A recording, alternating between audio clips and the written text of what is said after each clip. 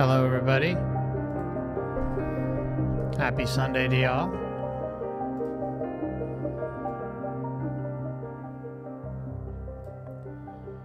So, just before we get started, this channel is for educational or perhaps entertainment purposes only, whichever the law would prefer. Okay, so I want to welcome you all to episode number 9 of My Journey to Awakening. Today we've got a true detective with us, also known as Dawn. Some of you have probably seen her in the chat quite a bit. She's the mod here on the channel, and she's got quite a bit to share. We've spoken quite a bit, and I'm looking forward to having her on. So, Dawn, it's great to have you with us. How are you doing today? Hey, FC, thank you for having me on. It's really exciting to be here. Excited to have you. So, yeah, I mean, there's so much that we talked about. And, I want to say hello to everybody, obviously, on Rumble, Odysee, and YouTube. So, hello to everybody. Hope you're doing well out there. So, so I think starting with your childhood is usually like the best route to take, and then we kind of move forward from there. And so you want to tell us a little bit about, what you grew up, spiritually, any religions in the house, any, even experiences. Just kind of give us a rundown of your early childhood. Yes, I was raised by a single mother. My brother and I, we were pretty poor. We went to church. We went to a Presbyterian church. So I was raised Presbyterian, but I actually went with my grandparents, my father's parents. It was kind of like a Sunday thing to go to church with them. So, it wasn't anything like the horror stories you hear about churches. It wasn't anything like that. It was just kind of boring, if anything. I mean, I did believe I was a Christian off and on, basically, most of my life. Sure. It's strange. I kind of went from one extreme to another where I was Christian or a total atheist, Yeah, I understand that obviously, one. Now I'm somewhere not just outside of both of those, meaning that I know that there's more. I know for a fact there's more, but it's not the Christian God. That's what I know. As far as other aspects of my childhood, I was kind of a little bit weird as a child. This was back in the, I'm 49, so this was, back in the early 80s and mid 80s and late 80s and 90s. But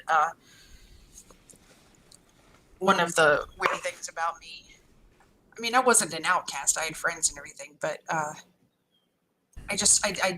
was strange in the sense that I was talking backwards and had other weird quirks that I soon learned to keep to myself.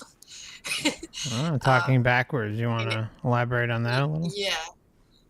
Well, I mean, every time somebody would say something, every time I would read something, every time I would have a thought, I would translate it immediately backwards in my head, and I could either say it out loud or keep it to myself, and I learned quickly to keep it to myself. And by the way, this is still ongoing. Okay. So for example, if I were to look at something, I'd read it obviously regularly, but I would also translate it backwards. For example, your name, Reverov Suoiksnak Kreisser. My name is Irt Evet Keted.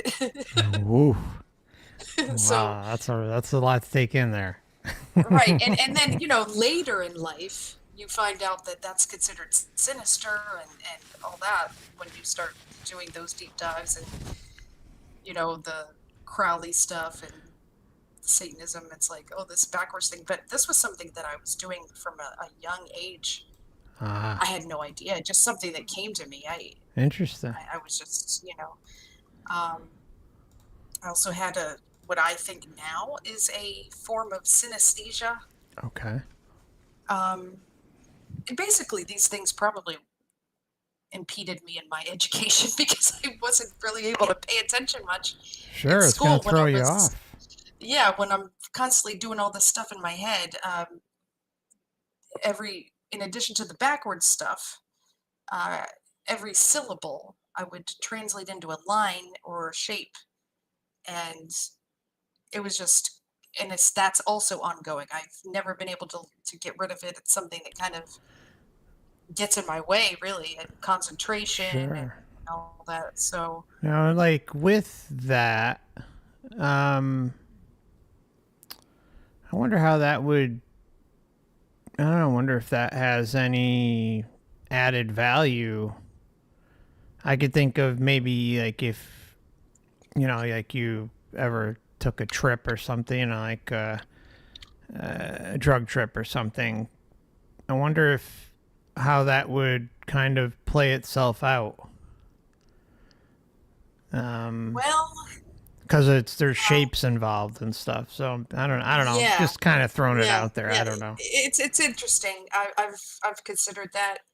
However, as we've already talked about, which we'll probably cover today, just something as simple as MJ had a bad effect on me. So I've determined that I need to stay away from that stuff because it kind of opens me up too much to the point where I panic and I don't like the feeling. Yeah. It's just terrifying to me. And we have a lot to get to on that.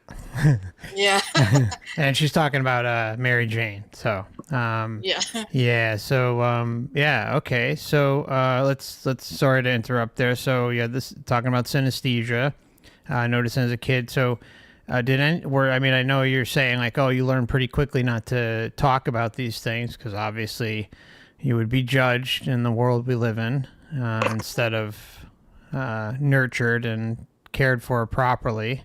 You'd be looked at as weird or different Yeah. because of our wacky society. But did you ever have an opportunity to share any of this stuff, like with your parents or grandparents, or did you just kind of just No, know? I would talk backwards at home. I would talk backwards at school with my friends. They got a big kick out of it. Um, they were like, "Oh, say this, say that," but then after a while, it started getting to the point where some people would say, "Man, that's weird," and I was like, "Oh Mm, shit!" So I started to feel that negative connotation of sure. an oddity, and I didn't want to be like that, especially when you get older. After you start approaching a puberty, you want to be attractive to the opposite sex. Yeah. You don't want to be perceived as the weirdo. So Yeah. I kind of Yeah. I kept it. It was going on in my head all the time, the backwards and the weird lines and all this stuff. But So I school wasn't. must have been really difficult. Yeah, I was not the best student. I mean, I was really good at spelling and grammar and punctuation and writing and all that. But everything else, I couldn't concentrate. The reason I was good at that stuff was it came naturally to me, so I didn't have to study or anything.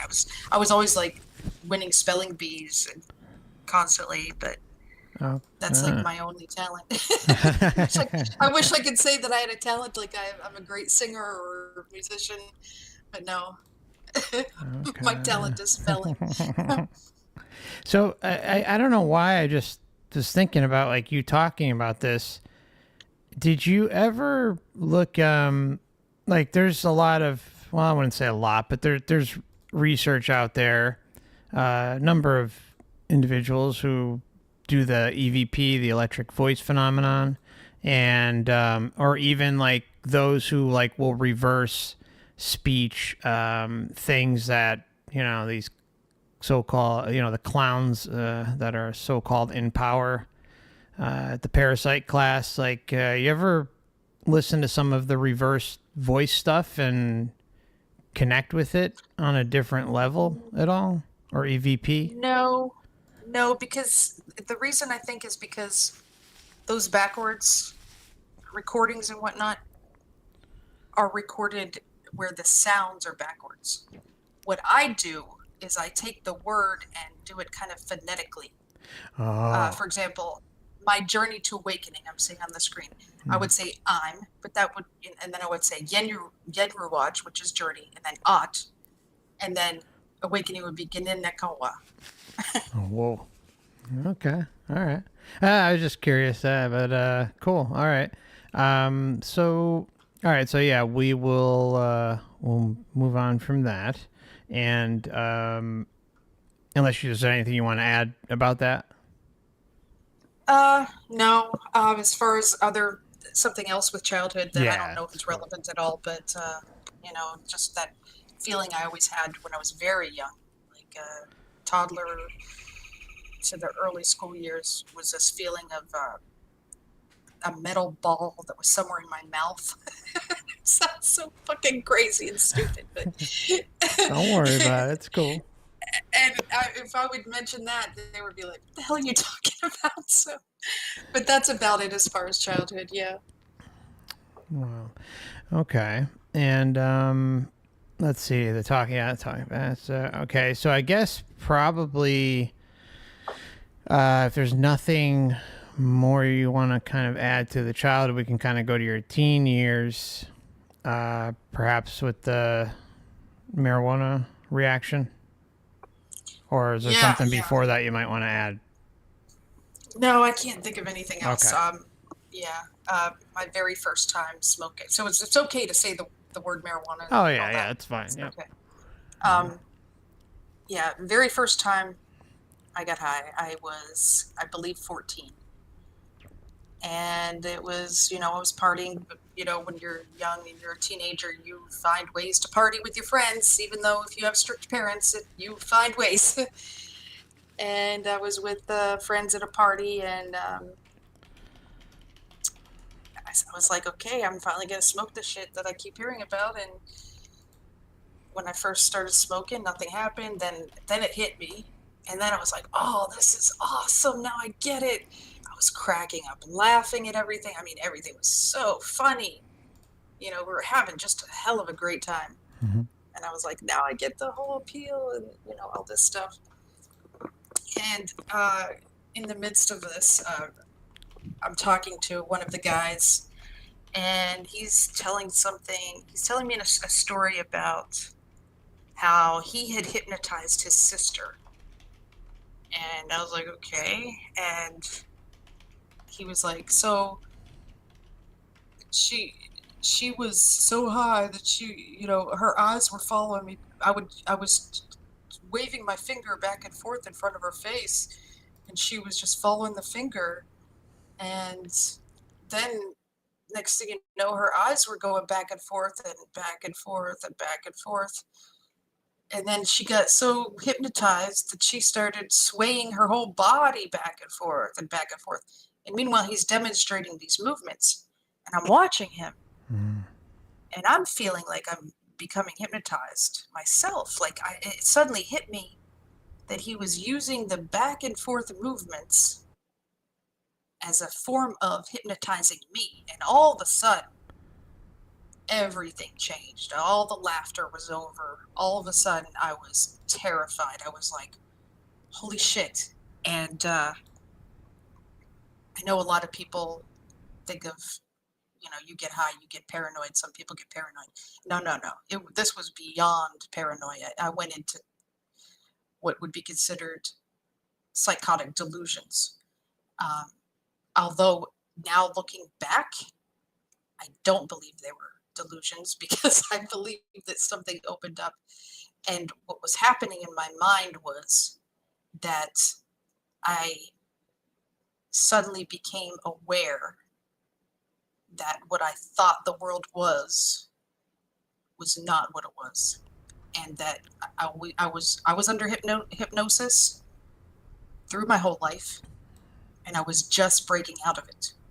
Wow. And the thing is that the feeling was very solipsistic, and I know that philosophers and regular people frown upon solipsism, and I do to an extent as well. But I think there is some form of solipsism where, because in this delusional state I was in, I believed that it was all fake.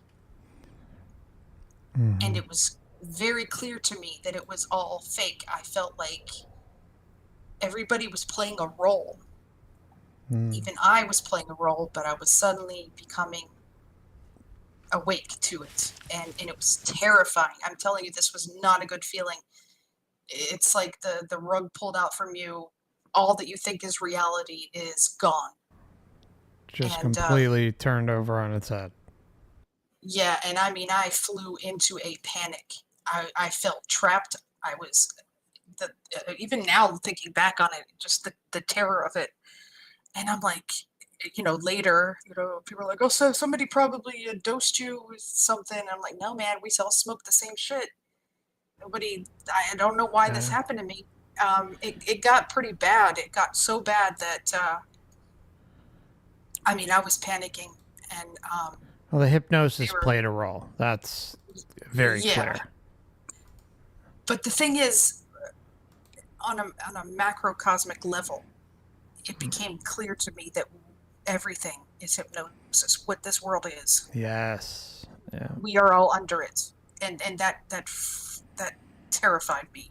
Well said. And so they're all trying to get me to calm down. They're like, "Oh, you're just high. You're just paranoid." And I'm like, "No, you don't understand. I know what's going on now." And I was feeling just at the depths of despair because I felt like there was no escape. It's not like the kind of paranoia that some people have when they smoke, where like, oh, I think the cops are following me. Oh, look, and then they rearview mirror. The cops are, no, man. This was like turning the whole world upside down and realizing that it's all fake. And all I was fake like as 14. Hell. Yeah. Yes. And you're 14. People need to understand you're 14 years old when this is happening. Yes, and I was in despair, and I felt like there was no escape, and they called my brother, trying to get me to calm down. So they called my brother over to come over, and he came over, and I was like, "Oh, Josh, you got something you don't understand, man." And he's like, "Holy shit!" He's looking at his sister like, "What the fuck is wrong with you?" And I was like, "Listen, every time they move, they're trying to hypnotize me, and basically we're all hypnotized." And it just sounded like a total lunatic.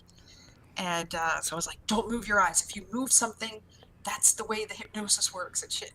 And meanwhile, as all this was going on, I was also having physical sensations that were very bad. I had this feeling as if that I had to keep moving, because if I stayed still too long, it was as if a invisible kind of plaster cast would form around me. Oh yeah. And then a sudden movement would shatter it. So I didn't want that weird invisible imaginary plaster cast to form around me, so I would keep moving and keep moving and keep moving. Basically what I needed, Mark, is an emergency room. I needed, some kind of trick killer, something, Yeah, you needed something to drop the anxiety. Yeah, it was just off the charts. So, yeah, and I'm sorry. Go ahead. Yeah. No, go ahead. They were trying to tell me, and they were just exchanging knowing looks at each other, and those knowing looks were made me more paranoid, and they were like trying to feed me something. They're like, "Here, have this bread; it'll absorb the chemicals or some shit." And I'm like pretending to eat it, and when they weren't looking, I was stuffing it under the couch because I didn't believe. you didn't trust these people. Yeah, and I go into the bathroom, and I'm not gonna say anything, but basically there was a feeling of despair. I thought there was no other recourse but right, and I did not do that thing, but I almost did that thing. The only thing that stopped me from doing that thing was the idea that occurred to me that what if even after that thing happens, the evil follows me. So anyway, that was pretty much, that stayed with me for years. I never really felt normal after that because I still had to live in life with this idea that the world was fake. But I ended up becoming convinced that, oh, it was just a psychotic reaction. It happens to some very few people. Some people don't react well. Some people just trip on just marijuana, and it's rare, but it happens. No, it's happened to And me. I mean, I really, haven't. on marijuana? Yeah, I mean, it's usually there's something else involved too. Not necessarily hallucinogenic, but it's when you smoke a real lot. Like, there's been some times I've smoked some kind bud blunts and some crazy shit, and just it can get intense. It hasn't happened that often, Yeah. but a few times. And it's silly because at the time I remember I was trying to keep up with these people because they were veteran smokers, and so they were like smoke, smoke, smoke, smoke. So I was And you're toking a 14. lot, and I had no idea about dosage, how what Yeah. a impact the dosage itself can have. You're I little probably should have too. tried one hit, and maybe I would have been all right. Who knows? Yeah, I mean, the weird thing is it's true that like the first time, at least for me, it was, and I know a number of people I spoke to as well, but for me, like the first time I smoked, I really didn't get high, and then there's like that myth that says like, oh, the first time, your first few hits or something, or first session, unless it's you're smoking more than a few hits, like you don't get high. It's very strange. It happened to me, happened to a couple of my close buddies. We started smoking probably when we were 14 as well, or maybe a little bit 13, 14, a little sooner, but yeah, the same thing happened, like or not the same thing happened. I mean, I'm saying like we all didn't get high the first time we tried it. We're like, what the hell is this shit? And then we smoked again later that day and we got high. It was strange as shit. So it's like almost like for some meat suits out there, you can not get high your first time, which is just strange. I don't know. Anyone in the chat experienced that their first time where they didn't get high? It's not that the shit wasn't real. It's just that I don't know. It's like something within the body that like the body doesn't react the first time ever taking it, which really strange. I've heard that too. Yeah. Yeah, it's weird. It might be some of them maybe might not be smokers or not know if they're inhaling correctly, or there's all kinds of possibilities. But then, and over the years, I basically tried to convince myself that it was just a psychotic reaction, and I'll just I shouldn't smoke it, and but still in the back of my mind, I still felt like it wasn't that I was psychotic. It was that the plant enabled me to see the truth, and it was not a pleasant truth. That the world wasn't real. That we were all. That this was all the world's a stage, basically. Sure. Oh, yeah. It's like you're not alone in any of this too, because there are so many examples of people who do DMT or ayahuasca, and loads of them will come to the realization when they're on it that the whole thing is fake. I mean, it's very common. That tells you something. That tells you something. Does. It probably is fake, and it just what that does is it opens up something that enables you to actually finally wake up to that, to break the hypnosis that we're under. It's wild.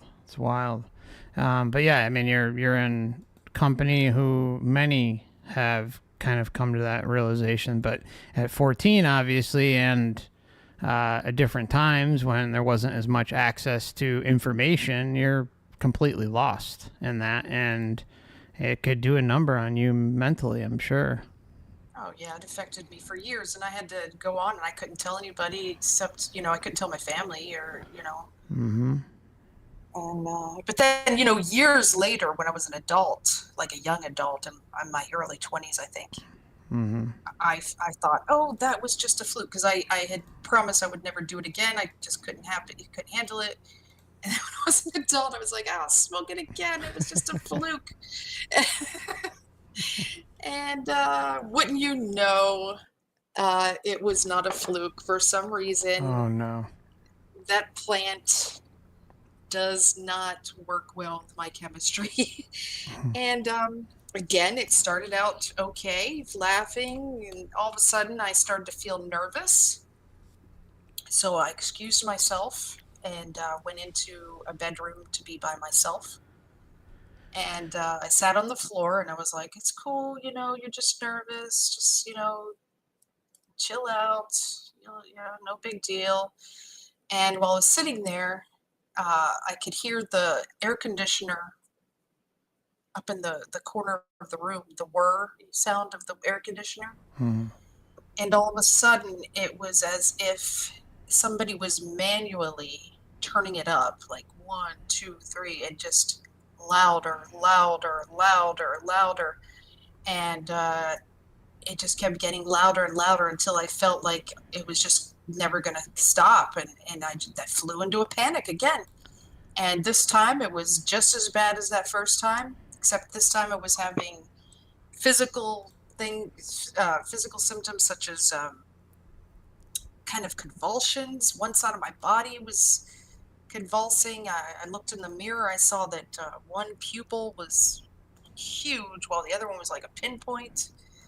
Oh. I was having flashes of seeing myself in another room, like a derealization or depersonalization sensations. And at one point, I saw somebody pull a blanket over my head. I thought it was dead.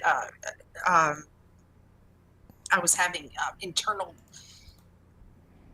kind of battles with myself about heaven and hell and that God. I was like, why am I going through this? Is God testing me? Is Satan punishing me, or is God punishing me? Satan's testing me. It was a weird religious kind of struggle that I was Sure. going through at that time. And eventually I came down from that too, but it was just as bad as the first time. And that was when I even said, okay, this is it. I will never smoke this shit again. I just can't handle it. Even since then, and I'm, like I said, I'm 49.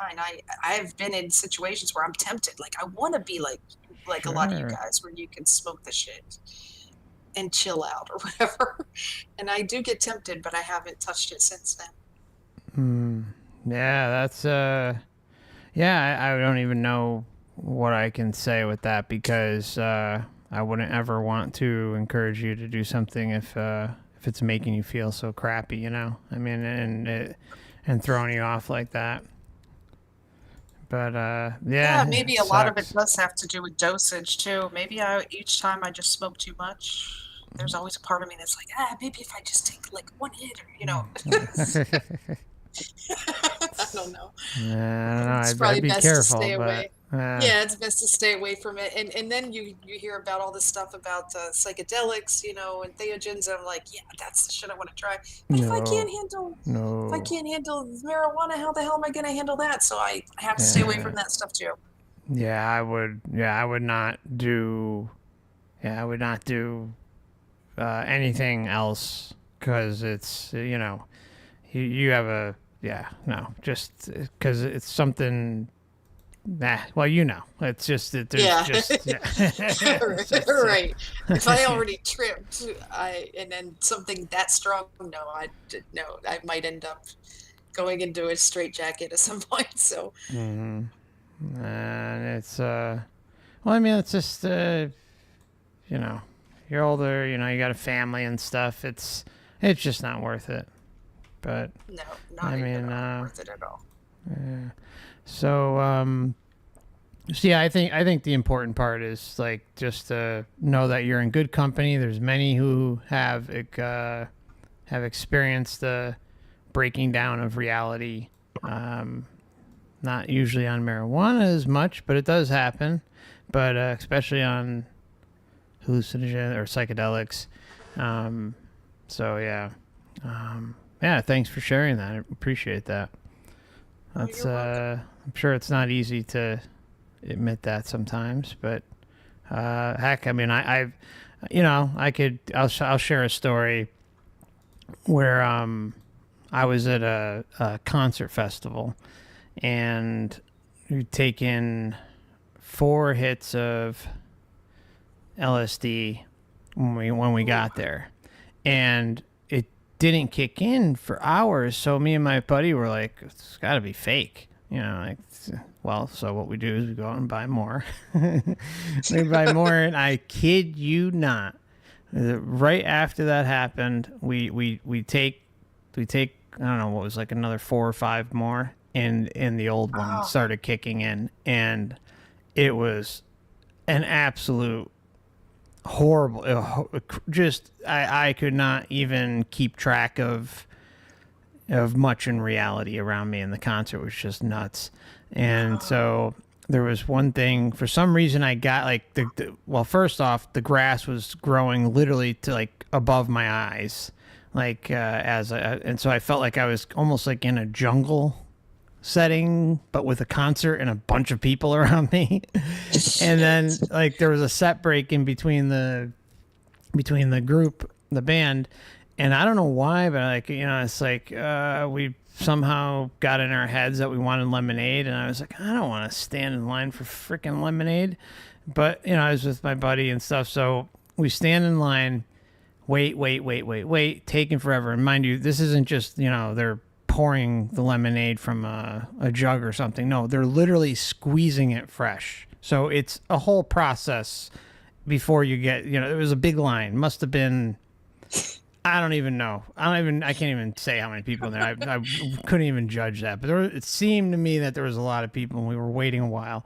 And we're waiting, and get up. I kid you not, right when we got to it was our turn. Oh, sorry, we're out of lemonade. We ran out of lemons. And it was just the most fucked up thing in my head at the time. Like, I don't even know. It was so crushing. It's like we waited all this time tripping our ass off on lemonade, and oh, sorry, out of lemons. I don't know, but and meanwhile, yeah. Go ahead. You probably being so tripping balls that you might have interpreted all kinds of weird symbolism from the lemons, like what is lemons means life gives you lemons, you make lemonade, and then they didn't give us the lemonade, so that means that life is lemons. Life is shit lemons. Like that. That's right. That's some crazy thing. There was also I don't even know why I wanted to smoke weed, but at this point in my life, I was smoking constantly. And for some reason, I thought it was a good idea to smoke weed when I was this far gone. And I ended up, in my head, I was like, okay, I couldn't find my lighter, so I probably dropped it like a jerk off somewhere, like stumbling around. And so I go all the way to the front of the stage and ask someone for a lighter. So like I was so gone that I didn't ask someone around me for a lighter. Like, no, I went to go get a lighter, but it was like, I don't even know how far away, like way far away. And I was just, there's just some guy like sitting there, and I was like, can I borrow your lighter? He's like, oh yeah. And then I realized, I was like, why did I walk all the way up here to get a lighter? Like, when I could have just asked like thousands of people that were closer to me. Like, it was just when logic and proportion has fallen sloppy dead. That's it. So yeah. And then there was the same show. It was like another set break. I was like just exhausted mentally and emotionally and just physically, everything about it. I'm sitting there, and for some reason I was staring at this person, like, in like, I felt like they were staring at me initially, and so it started to freak me out, and their kind of eyes started to bulge out of their head, and like it was just I don't even know, it freaked me the hell out. And I was like, I told my friends, like, we got to get the fuck out of here. I was like, I can't handle this anymore. I was like, I'm losing my mind. I was like, let's got to go back to the tent. Let's go. Anyways, I know maybe some of this stuff doesn't make much sense, but it's just, at the time, it was just all over the place. It makes so much sense when it's happening. When it's happening, it makes all the sense in the world, man. Okay, so I'll shut up now. Let's see. All right. So I guess anything else in your teen years that you want to talk about before we move on No, to the accident? no, I don't think so. No. Okay. All right. So this is a wild part of your life and heartbreaking, and I'm sorry you had to go through it, but why don't you start by sharing what happened with the car wreck? I don't like saying accident, but that's like condition I to know. do it. It's car wreck, whatever. Yeah, I'm with you on that. Yeah, I was in college at the time. I think I was a freshman because I was 19, and it was September 24th, 1994, and I had a boyfriend. We were very much in love, and his name was Joe, and we were having just a wonderful day together, just hanging out, just in the apartment, and just spending so much time together and having fun. And we even took a nap at one point, and then after we woke up from the nap, we were hungry. We were like, oh, let's go get pizza. And the funny thing is, I remember thinking that the day was so good, and I had been very depressed for most of my life, and it was different from some of the stories you get about the NDEs where they feel something is about to happen that's bad. No, it was the opposite. It was like a just great day. Yeah, it was the first time where I had felt truly content. And I remember even thinking, wow, I just feel this feeling of just being content. And so was it just that day? Like, what about like the days leading up to it? Nope, it was just Just that that day. morning. Okay. Yeah. And I want to say it was in the evening, maybe just before dusk. We get in his truck to go. We decided we wanted to go get pizza. We were starving, and as I'm in the passenger side, he's driving, and we're listening to music. And I believe it. I don't believe I know what we were listening to. It was Creedence Clearwater Revival's song "Run Through the Jungle." Oh, that's a good one. And yeah, and what happened was, as we're riding along, all of a sudden we come around a bend, and there is a car in our lane going extremely fast and hit us head on. And I was immediately unconscious, knocked out. And while I was unconscious, I didn't really know that I was unconscious, because what had happened was I relived that entire day in real time. You hear about life flashing before your eyes or whatever, or quick Nate. No, no, no. I've lived it in real time. From the moment I woke up that morning to everything we did that day together, to the point we get in the truck, even the nap, everything. And wow. Up to the point of the impact. I relived all of that up until that point in real time. And then when the impact happened again, I woke up the same morning and relived it the entire day again. So wild. Up until the moment of impact. And this happened at least twice, possibly more than twice, because as I was starting to wake up from being unconscious, it could have, there was also, I was hearing the song "Run Through the Jungle," and I could hear, really loud, and some of the words of the song were hitting me like an echo, and it was like, let the people know my wisdom, fill the land with smoke. And that's when I was really starting to come to, even though the song had obviously been over. Yeah. And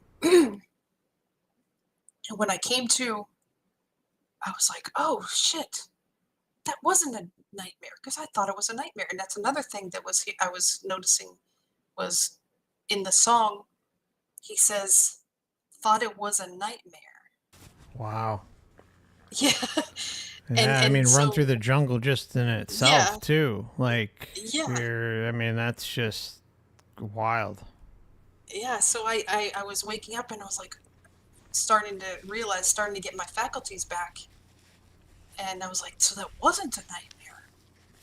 And I'm in this truck and I can see kind of, but I'm crushed kind of, and I could see that it was nighttime. And I know that when the impact happened, it was daytime. It was approaching dusk, but not quite dusk when it happened, and it was nighttime. So I knew that I had been unconscious for a period of time. And I could hear screaming, I could hear people, I could hear first responders and probably bystanders, because when I'm in the truck, and I can hear one of the, I guess it was a first responder, because I'm hearing walkie-talkie back and forth. Oh, and by the way, I smelled gasoline very, very strongly, and I heard one of the first responders, I think, saying, "We got to get a bird down here right now." And I heard somebody else say, "It's going to blow, man, that gas," something about the gasoline, and I smelled it so strong. And when I heard that, and that's another thing everybody should always keep in mind, that the hearing is the last thing to go. Yeah. In that moment, I'm thinking I'm going to burn to death, because I thought it was going to explode, or that it was going to catch on fire. And I'm stuck in this truck. And I don't know how Joe's doing. I can't see him. I can't move. They used the jaws of life. Oh, and by the way, The voice. while I'm still in the truck, I noticed that my teeth are gone. My front teeth are gone. And I'm like, okay. I remember thinking, all right, well, I guess that can be fixed, right? And I was like, okay, am I paralyzed? And I wiggled my toes. I'm like, okay, I'm not paralyzed. The thing is, I didn't feel any pain at all. None. Absolutely no pain. So that adrenaline shit, or endorphins, that shit's real. Yeah. I felt no pain. Then I guess they were using the jaws of life, and they managed to extract us. It took a while, but as somebody was lifting me out of the truck, and meanwhile, I don't know if Joe's okay or anything. I can't see him. As somebody's lifting me out of the truck, I hear a voice saying, "Oh my God, look at her legs." And so my head kind of lulled down, like, what? And I look down and I see both of my legs with new knees mid-thigh. They're broken and they're bent. Both of my thighs, my femurs, broken, and it was just like they were at a 90-degree angle off to the right side. Jesus. And so that's another reason, if anybody is ever in a situation where there's somebody who has undergone trauma, always be mindful of what you say, because I might not have known my legs were broken in such a hideous fashion if I hadn't heard somebody say that. True. Yeah. You could have dealt without that information at that moment. Yeah. Also, the fact that I might have burned to death because of it's gonna blow and all that. Yeah. So. Yeah, and you're sitting there helpless. I mean. Yeah, helpless. You're at the beck and call of whoever EMT or first responders are. Right, and meanwhile they're calling for. I did hear. I'm not sure if I heard the voice say, "Get a bird down here right now," or whatever. If that was after I was out of the truck or before, but anyway, I ended up lying on the ground, and at that I heard Joe's voice saying, "Dawn, you okay?" And I kind of was able to move my head a little bit. I'm lying on the ground, and I could see him, and I see he's sitting on the ground, but he's sitting up. So I was like, okay, he's all right, good. But he's asking me if I'm okay, and I can't answer him. he sees me lying down on the ground and I can't answer him. And the thing that really mattered to me at that moment was for him to know that I was okay, and yet I couldn't speak. So I heard a voice say, "Tell him you're okay." And all of a sudden I was able to speak.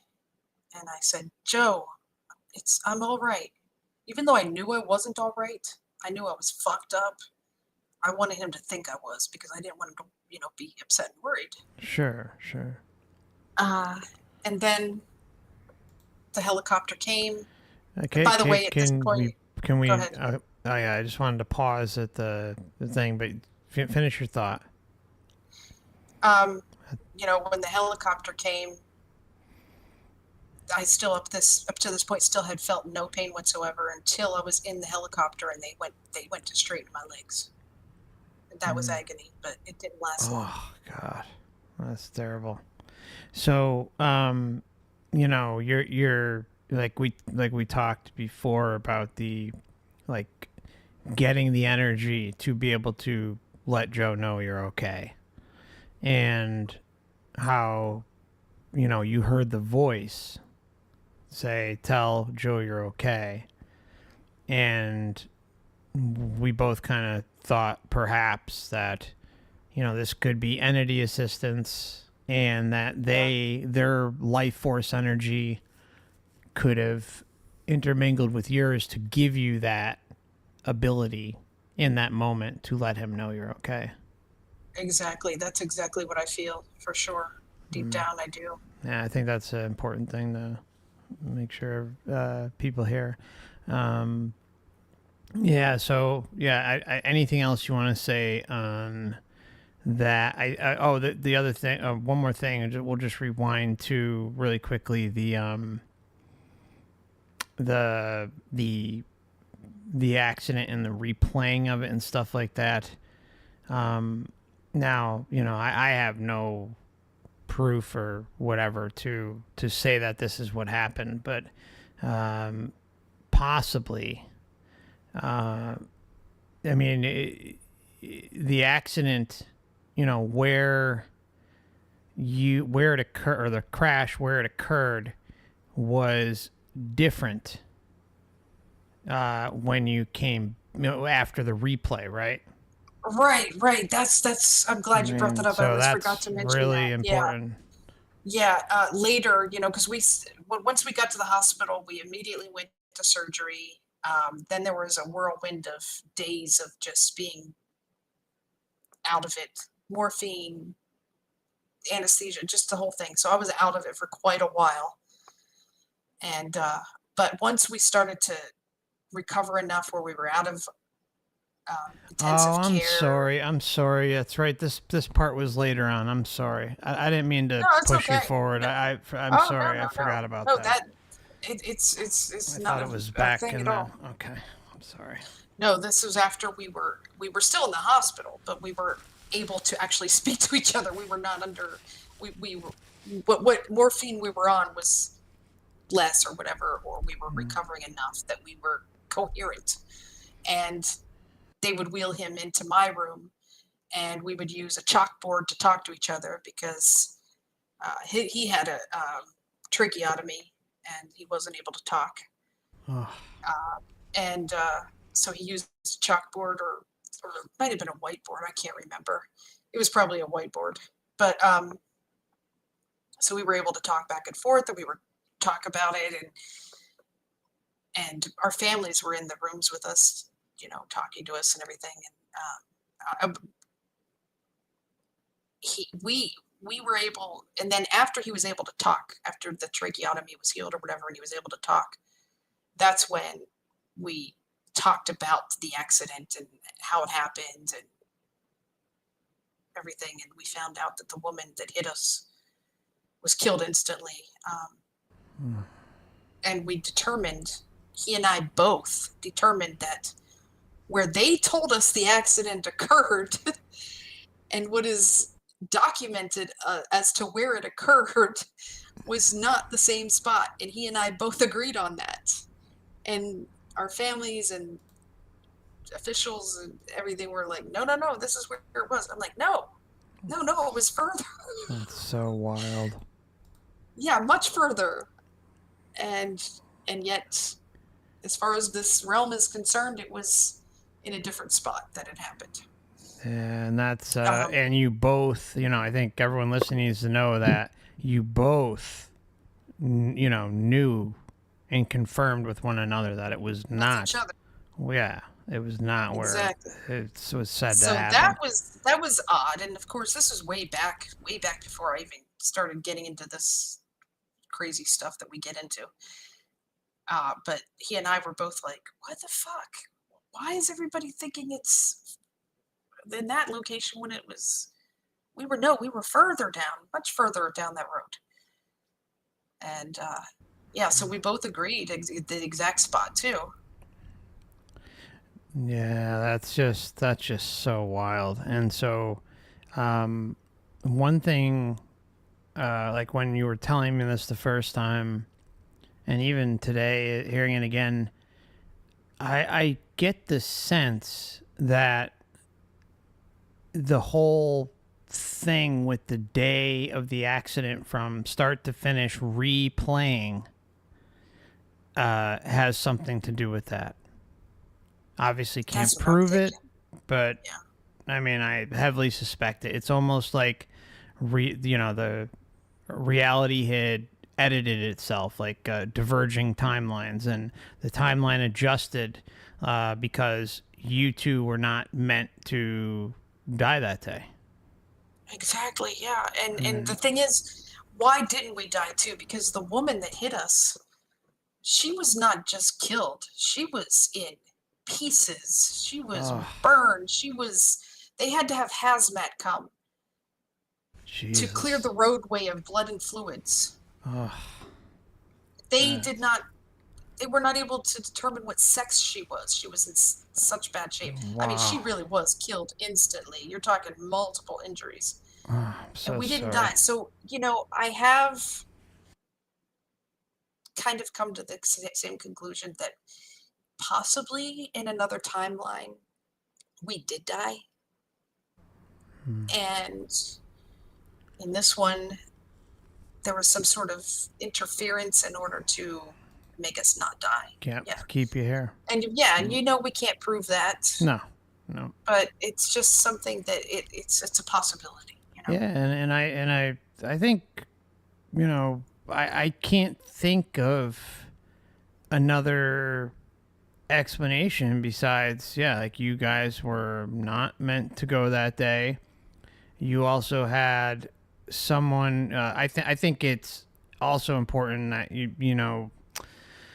we're not gonna put out any names or anything like that, but I just to let everyone know, like, the story is very real. It's I've seen the information on it, and I think adding to the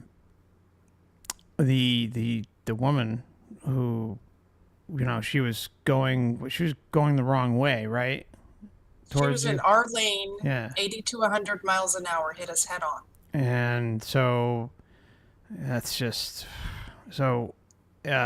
she, whatever was going on that day with her, I mean, I know you told me in the past, you both thought, she was on a uninstall mission. Right. Yeah. And you two were unfortunately on the receiving end of that horrible day. It's really difficult, and I'm really sorry you had to go through all that. Well, thank you. Yes, it's been a long recovery. I still, to this day, I still have all the metal from my hips to my knees.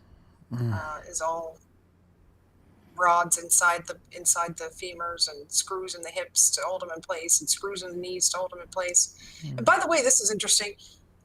They ream the bone marrow out of the femurs in order to get those rods in there. I did, and I remember asking the doctor, "Well, don't I need my bone marrow?"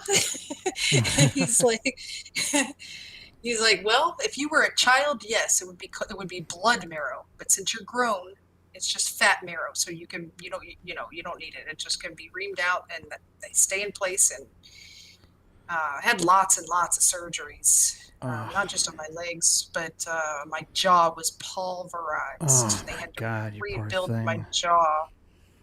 Oh, The one doctor said he's never seen a mandible that pulverized.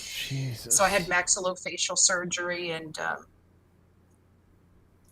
they ended up nicking a nerve, so I've got permanent numbness in my lower lip and chin. Oh, I'm so sorry. I mean, like, Yeah, how I many? sometimes drool and don't know it. I do that without the accident.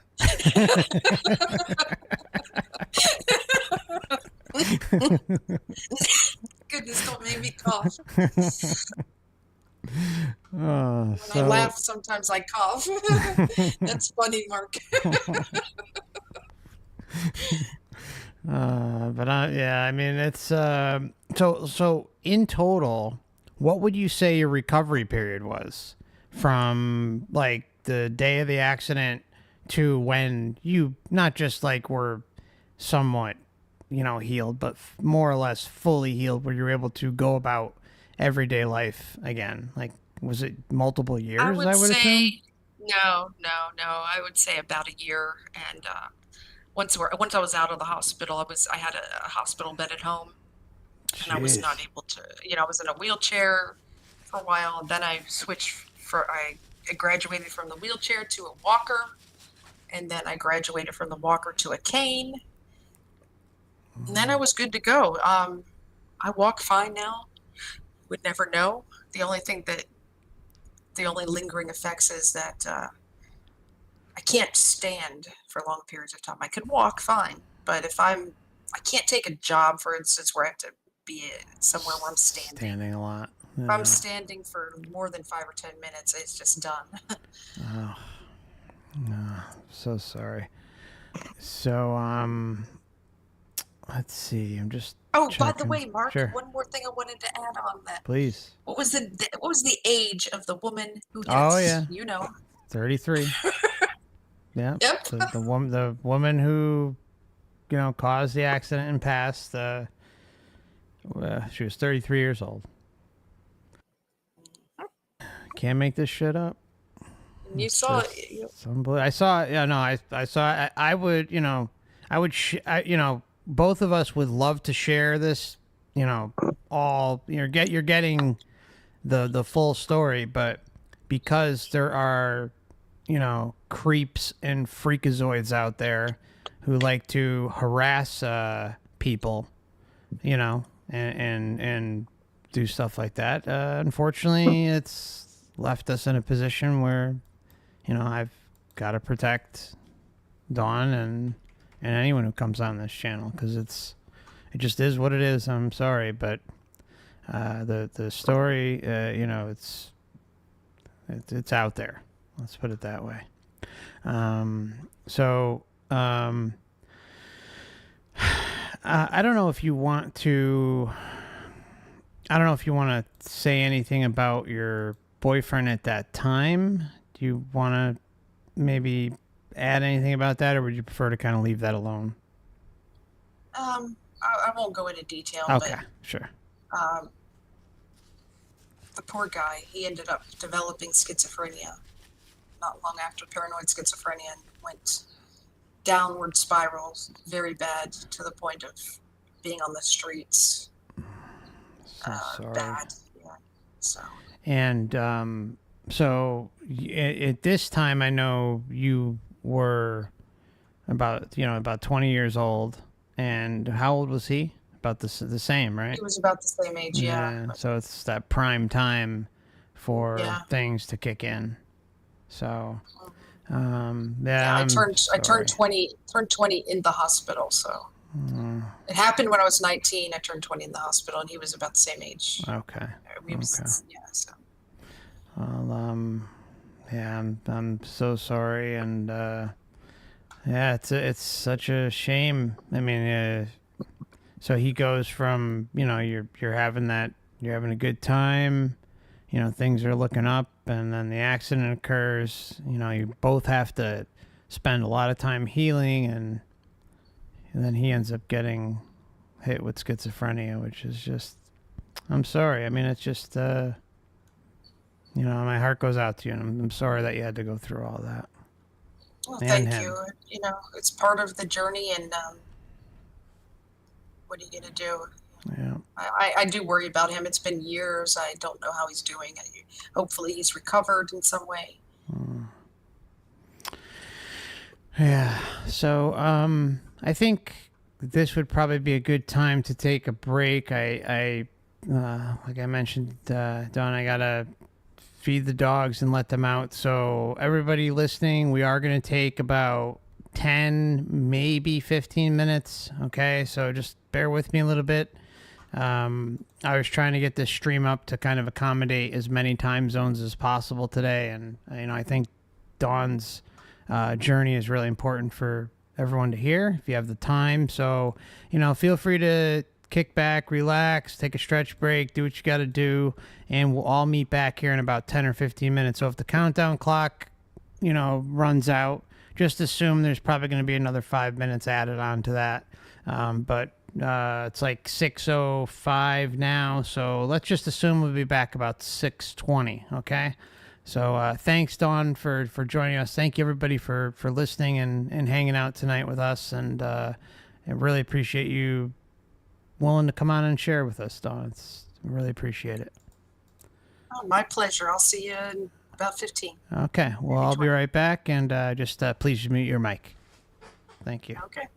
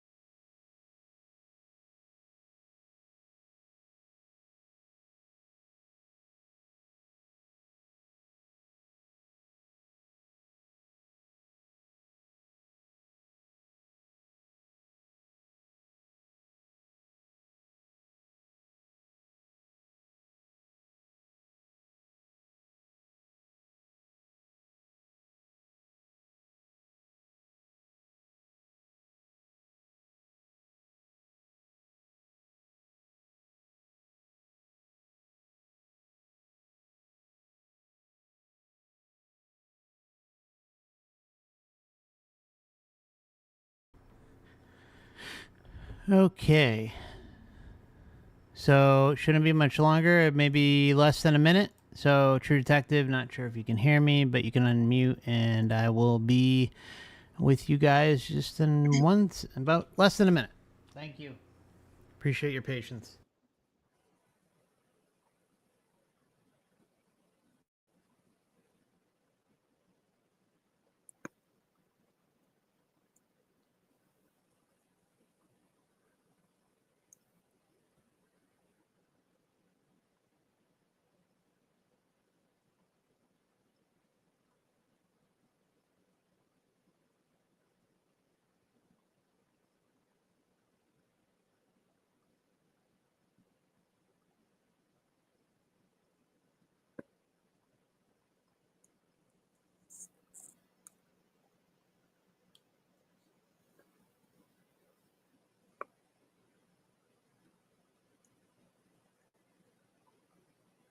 All right, 30 more seconds, my friends, and we will be good to go.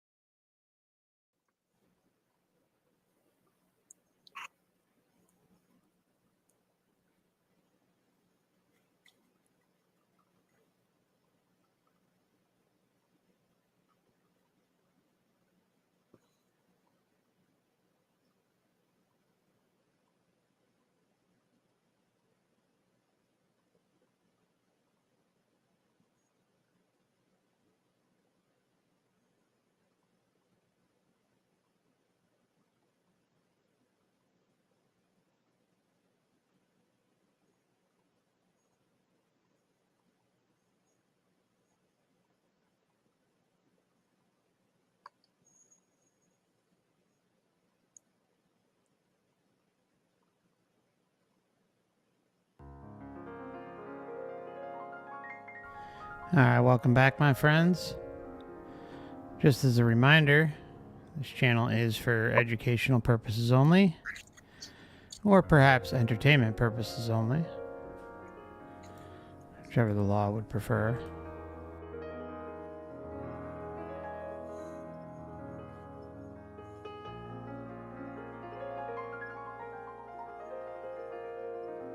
Okay, I also want to just let y'all know who are members of the Last Timers Club on Odysee and YouTube.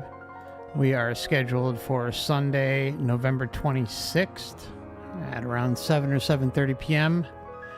There is a chance we may do it on the 19th because the holidays are coming, so I'll keep you informed though, but for now, let's just assume we're going to stick with the 26th.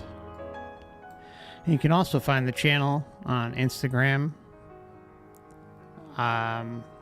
Twitter, Odysee, Rumble, YouTube.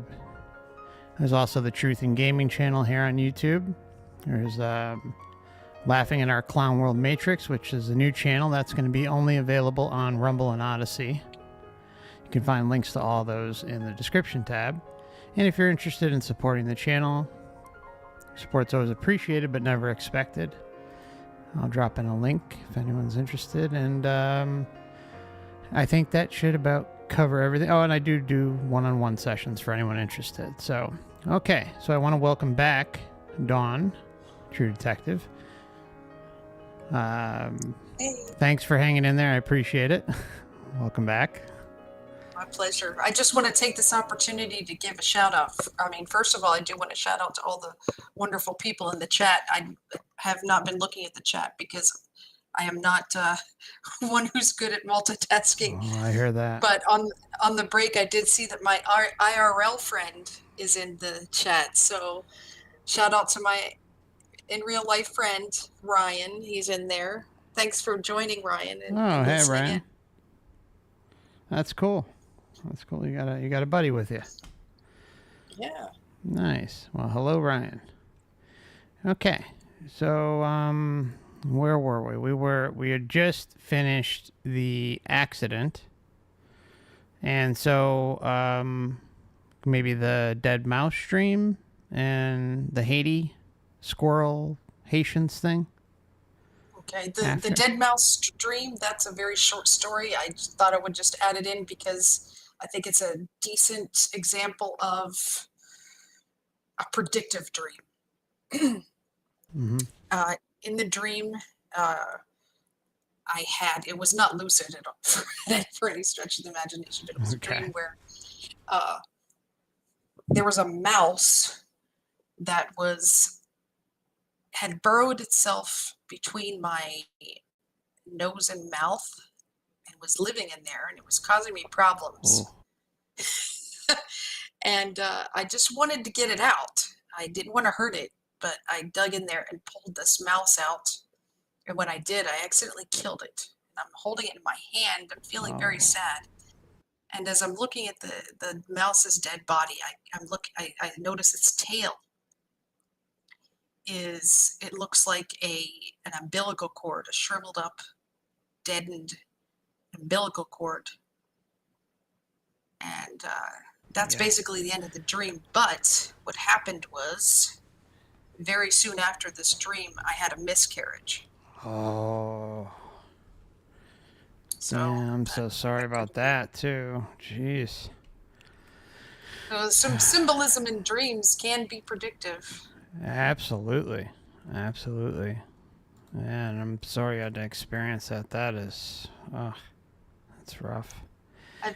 I've actually had 5 miscarriages, but I have had 2 live births, and I have very healthy children, so it's all good. Good, good. Oh, well, I'm sorry I had to go through that. Regardless, that's difficult. It was rough at the time. Yeah, I've had a close friend go through one, and that was just one of them was difficult. I can't imagine going through 5. Yeah, and I think it has. I don't know for sure, but I think it's because I have negative. My blood type is B negative, and they have to give me this Rogam shot. Oh yeah. And you have to have that every time you're pregnant. And if there happened to be a time when you didn't get it in time, I'm not sure how it works exactly, and I'm not even sure if that's the cause, but it's a theory of mine. Yeah, that makes sense. I mean, if you need to take it and didn't, I guess at the time and just so happened to get pregnant, then yeah, and if you don't know you're pregnant and don't get it, then it might affect the next one. Oh, You know what I'm really? saying? So I don't Okay. know. Yeah, I think I don't quote me on that. I have no idea. That's just a theory that I haven't looked very deeply into. Yeah, but the dream definitely connects. No doubt about it. No doubt about it on that one. So yeah, I think and then you were talking about how you did an astral projection and it involved Haiti, and then there's the whole thing that happened after that. So I want to give you the floor to explain what happened there. Okay, this is convoluted and a difficult story to tell because I'm not entirely certain on the timelines what happened first, but I think the astral projection happened first. The way I have astral projected is kind of textbook in the sense that if you've read about it, I'm sure, yeah, you have definitely read about it. But Sure. starting out with you're in bed, you begin to vibrate. It can get very strong vibrations, and there's a pressure. There's a very uncomfortable feeling. There's screeching noises, and it's just a horrible feeling. But once you get out of your body, then you're good. So Exactly. once I got out of my body, I was like, okay, since this happens very infrequently, because I'm no pro. I know you have a lot of listeners in your audience who are pros at this stuff, and I'm still in the baby stages. So I remember thinking, this is my chance to do something. And at that time, I felt the need to investigate a certain foundation that we are all aware of that kind of ravaged a country known as Haiti after a certain earthquake. And so I decided to go to Haiti while I was out of body. And I flew, and it was, it was wonderful. The feeling of flying when you're in that state is just, it can't be described. But so I get there, but I land in the water offshore. Like, I could feel the water, it was completely vivid. You feel every bit of it. And I could see up on the beach, even though I'm in the ocean basically. And I could see that there are lights on the beach. There's like some buildings, not a lot, but I see lights of like string lights, kind of like Christmas lights between buildings. But almost like, it's Haiti could be like those tiki hut lights, Yeah, something like that. Except they were white lights instead of Christmassy Okay. colors. And I was like, oh shit, I fucked it up. I landed too soon. Too far away. Because I really had every intention to see if I could find something out, I don't know if I was blocked or what, but as we know, or as we have conjectured, the water seems to have something to do with memory wipes. Yep. And I don't remember anything really after that, after I landed in the water and looked up on shore. So when I ended up waking up, I kind of took it as a failure. But for all I know, I made it to shore, and I just don't remember. Who knows? That wasn't a failure. You got out of your body and you freaking went down to Haiti. Yeah. True. Definitely I went to Haiti. Not a failure. Yeah. Okay. So. Christ.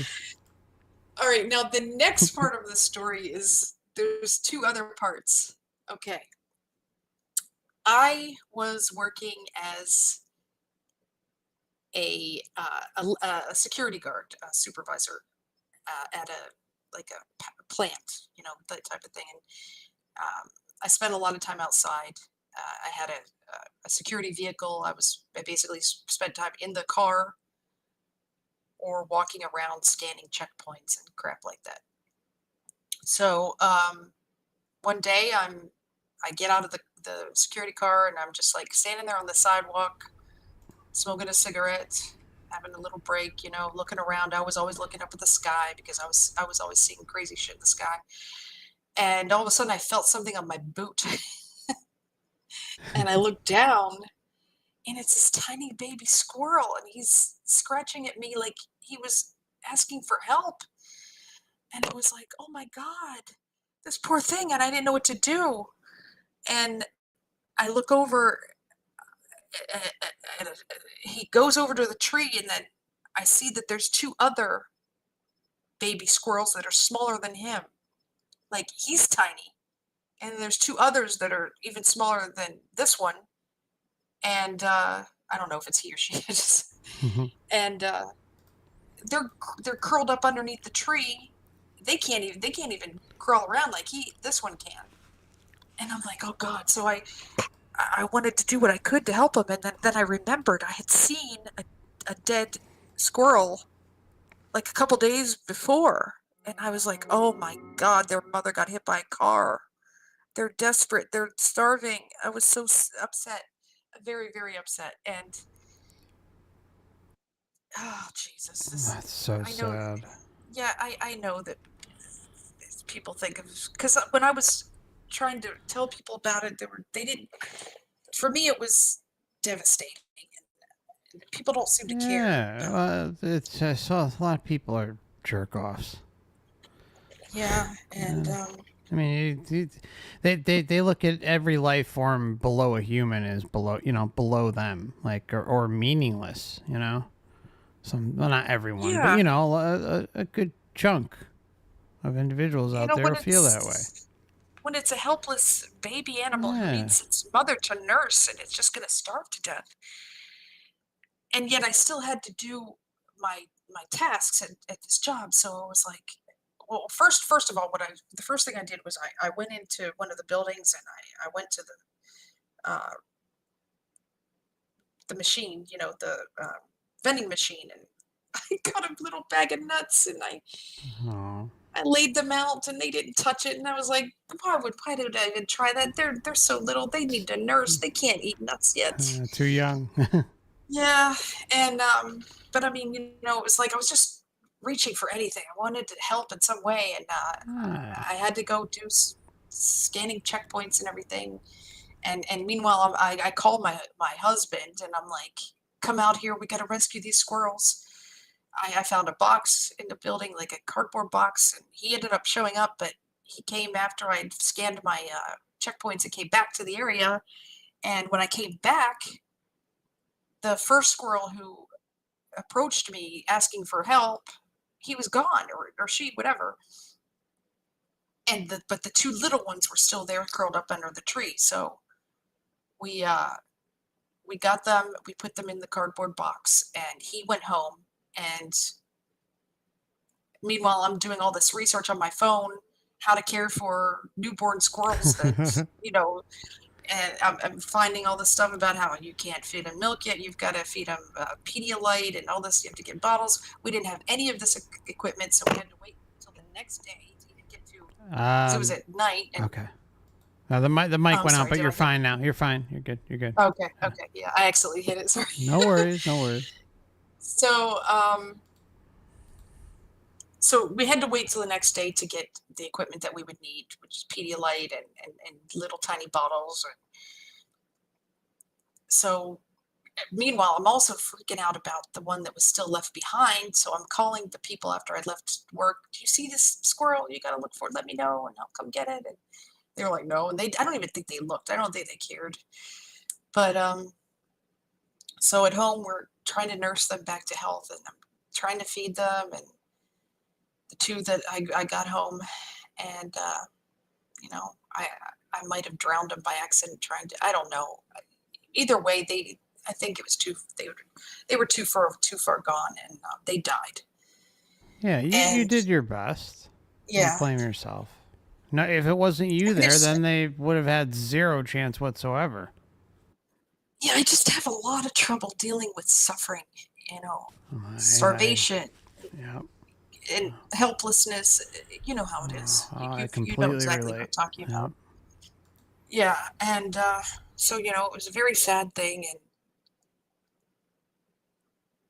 I reached out to some people trying to talk to them to get to convey how sad this was and how horrible it was, and only a couple people really understood and everything, but that's not the point.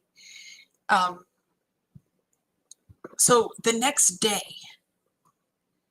I happened to be home alone. I can't remember why. I must have been off, and I don't know where the hubby and the child were. But there was a knock on the door, or maybe the doorbell rang. It doesn't matter. The point is, somebody was at my door. So I go to the door, and I see these two men, and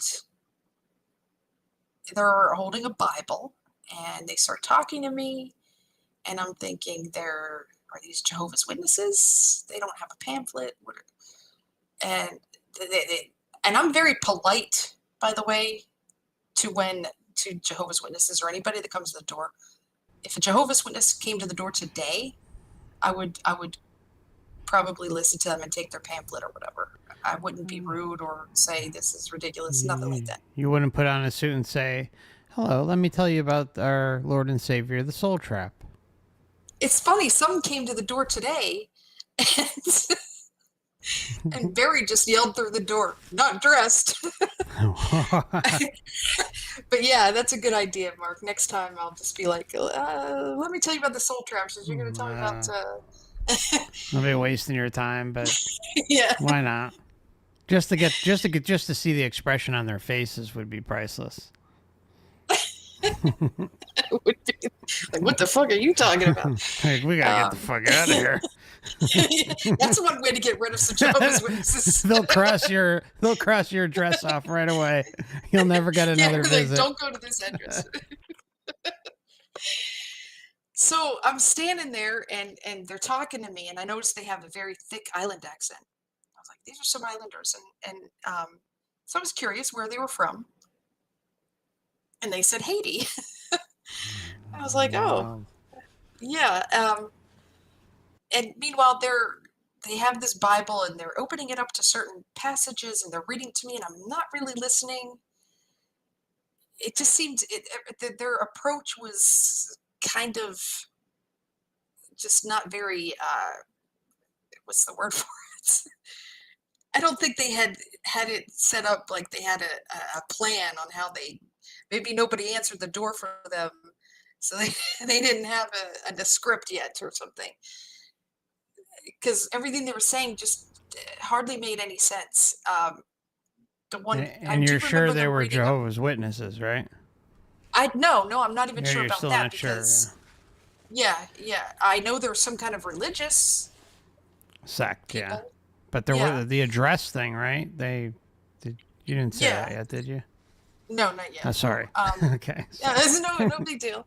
Uh, so they're reading to me some passage about how they asked me, "Do you believe that it's important to be something?" And I was just like, "Yeah." Of course, I didn't, but I was like, "Okay, yeah." And they, do you believe that it's important to actually go to a church? And I'm like, "Well, not necessarily." And then he one of them turns to a passage in the Bible that talks about how it's important to actually go to a church or something. And I'm like, okay.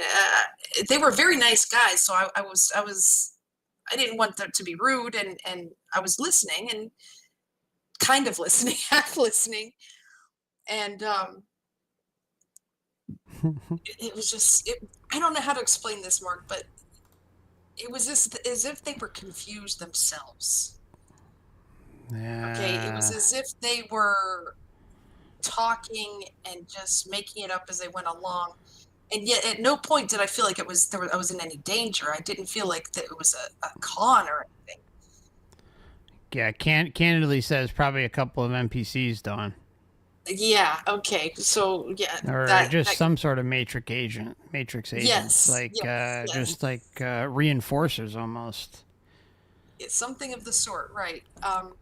And so I was like, okay, so are you? Since I was confused and they seemed confused, I said, "Are you? Or what you asking? Or what you here for is to ask me to join your church? Is that what you're saying? Or come to your church?" And they were like, yeah." I was Oh like, yeah. "Oh, okay. What is your church?" And I don't even remember if they gave a name or what. I don't think they did. And then I was like, "What's the address?" And they were like, I don't know. Well, one of the guys gets his phone out and he's like, we're gonna call our sister and she'll tell us what the address What the is." hell? So he calls his sister and it's on speaker, so I hear the female voice, and she's like, they're all talking in that Haitian accent, so that Yeah, that Islander Haitian accent. Archon voice. Yeah. So she's like da da da da da, and I don't really know what the hell they're saying to each other very well, but I was like, "Do you have the address?" And I was like, "I'll get a piece of paper. You can write it down if that's easier." And so I go in and I get like a pad, that like where you would write a grocery list or something. And I bring it out and I have a pen for him. And he's still talking to his sister and they're still trying to somehow figure out the address of this church, but they seem like they're grasping. And he finally scrawls something on the paper, and I look at it and I'm like, okay, it is illegible, but I didn't say that. I was like, okay, thank you, because I had no intention of going to their church anyway, but I was thinking this. It's illegible. What is going on here? It was strange the way they were acting, Mark. I wish you could have been there just to see how strange they were, like that I wish I had NPC kind of video. thing. Yeah, and I don't even remember how the conversation ended. It ended in a friendly manner, and they went away. But later, Whoa. it suddenly hit me because, well, first of all, years later, I started reading Castaneda, and Castaneda talks about uh, entities that are not humans. Background people, is that the term we use? Or Some of them, inorganic portal? I don't remember which or term. allies, allies. Yeah. Yes. Um, and it suddenly occurred to me because of what happened with the squirrels. 3 squirrels, 2 that died in my home, and 1 that probably died, and I never brought it home. And I began to piece it together that the 2 men were the 2 squirrels that died in my home. And the sister who was on the phone was the squirrel that was left at the site. Oof. And think of it what you will. It was just weird. That was so soon after the death of the squirrels. It was so soon after the astral projection to Haiti. And something inside of me tells me that these were not people, okay? Whether they were NPCs, I don't know. But some sort of spiritual something, or something of not of this world. Yeah, okay. That is there's just the connections are ridiculous. Like and the symbolism's ridiculous too. And I'm not going to pretend to know what it means. No. But I've thought of maybe some sort of the spirits of these squirrels came to thank me for helping. You know, I never got a bad feeling. I never got a bad feeling from these men. It was a good feeling. It's. I mean, I know this is probably a stupid question, but I mean, like, did you get a sense that they weren't like a full formed physical human being? I mean, like I would assume you would have said something, but they weren't like, you know, I mean, their personalities were off. What they were saying and doing was off, but them as like a physical material being was, you know, nothing that would raise any questions, right? No, not that I noticed. They just looked like people. Yeah.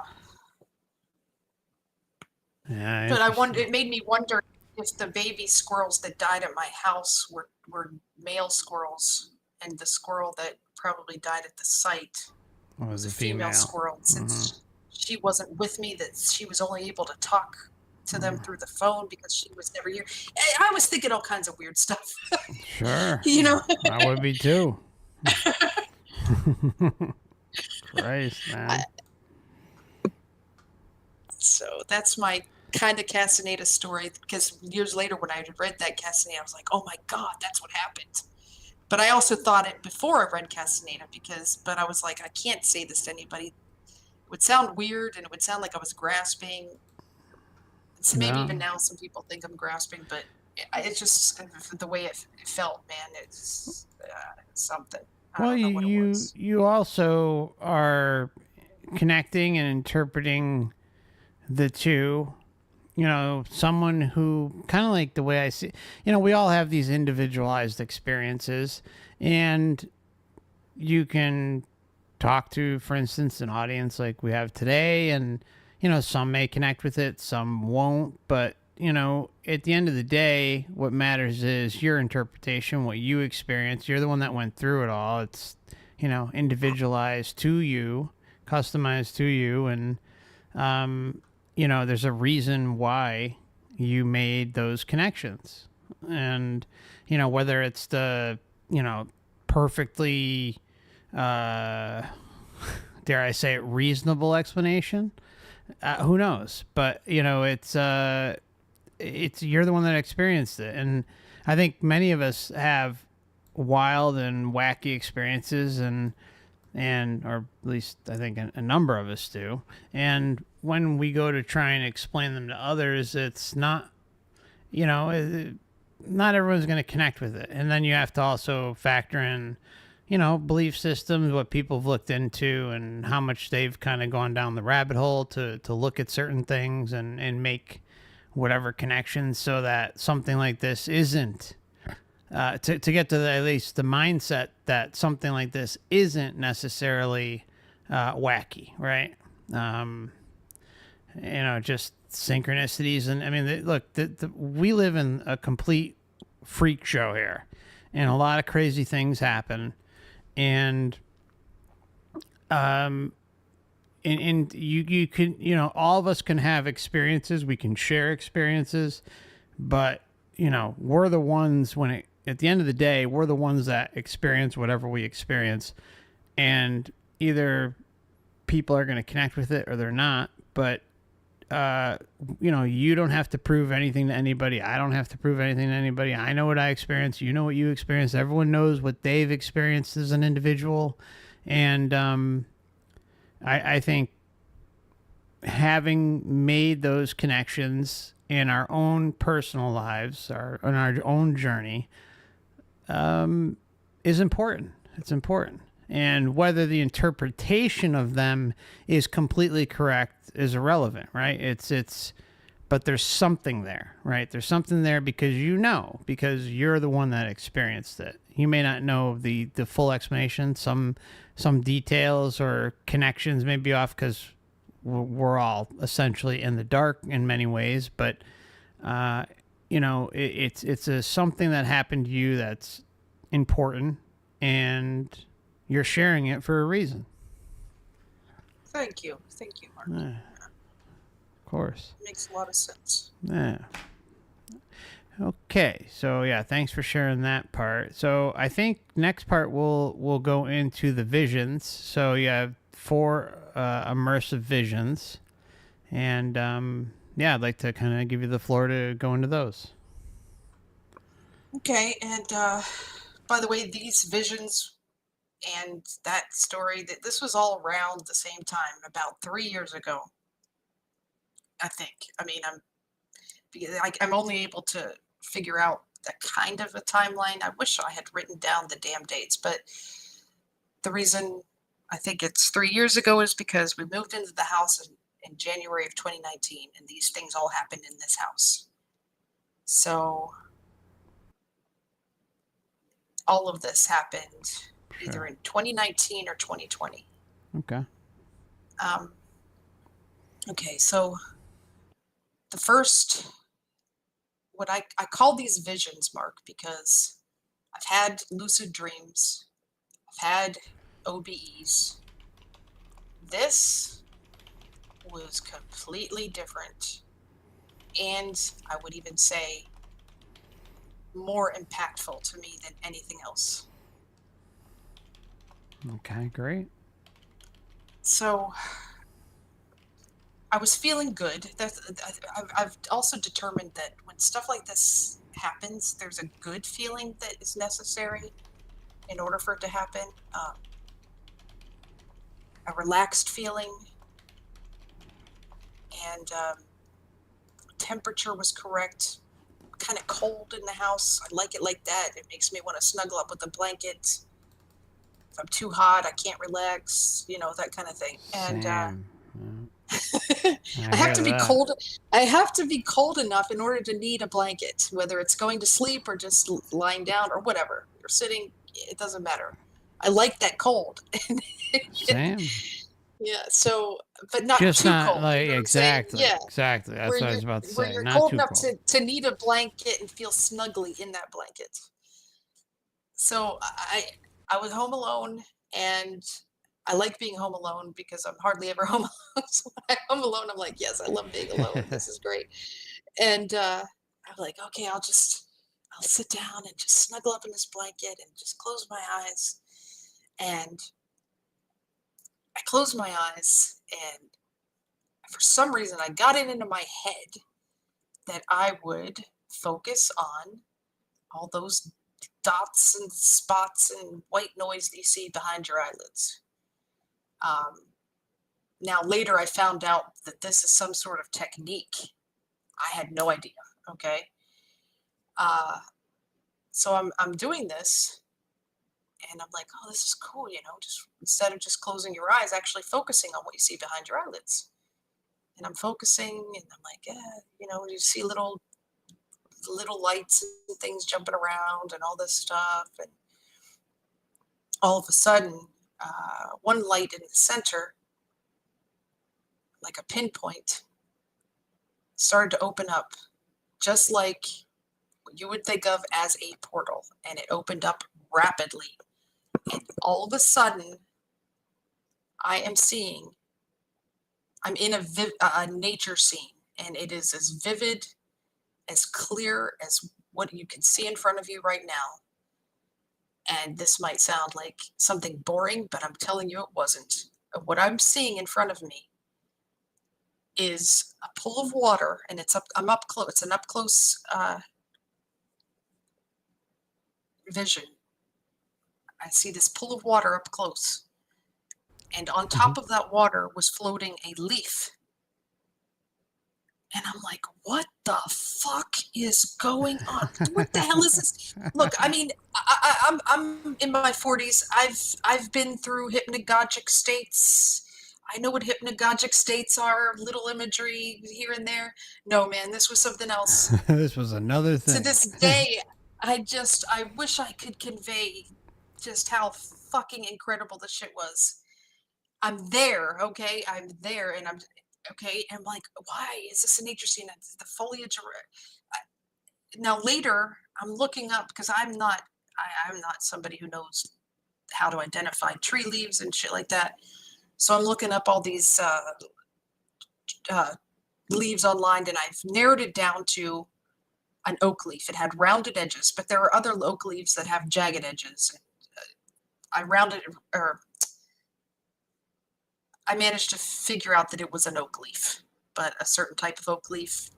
Narrowed it down to maybe a few. Nice. And while this is happening, I'm getting excited. Like, this has never happened to me. What's going on? What the fuck is this? And the more excited I got, it went away. Yep. Yeah, Now, of course. after that was over, I was obsessed with figuring out what the fuck this was, how to do it again.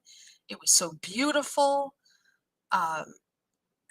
So every time after that, every day after that, I would close my eyes and try to make it happen again, doing what I did before, and it did happen again.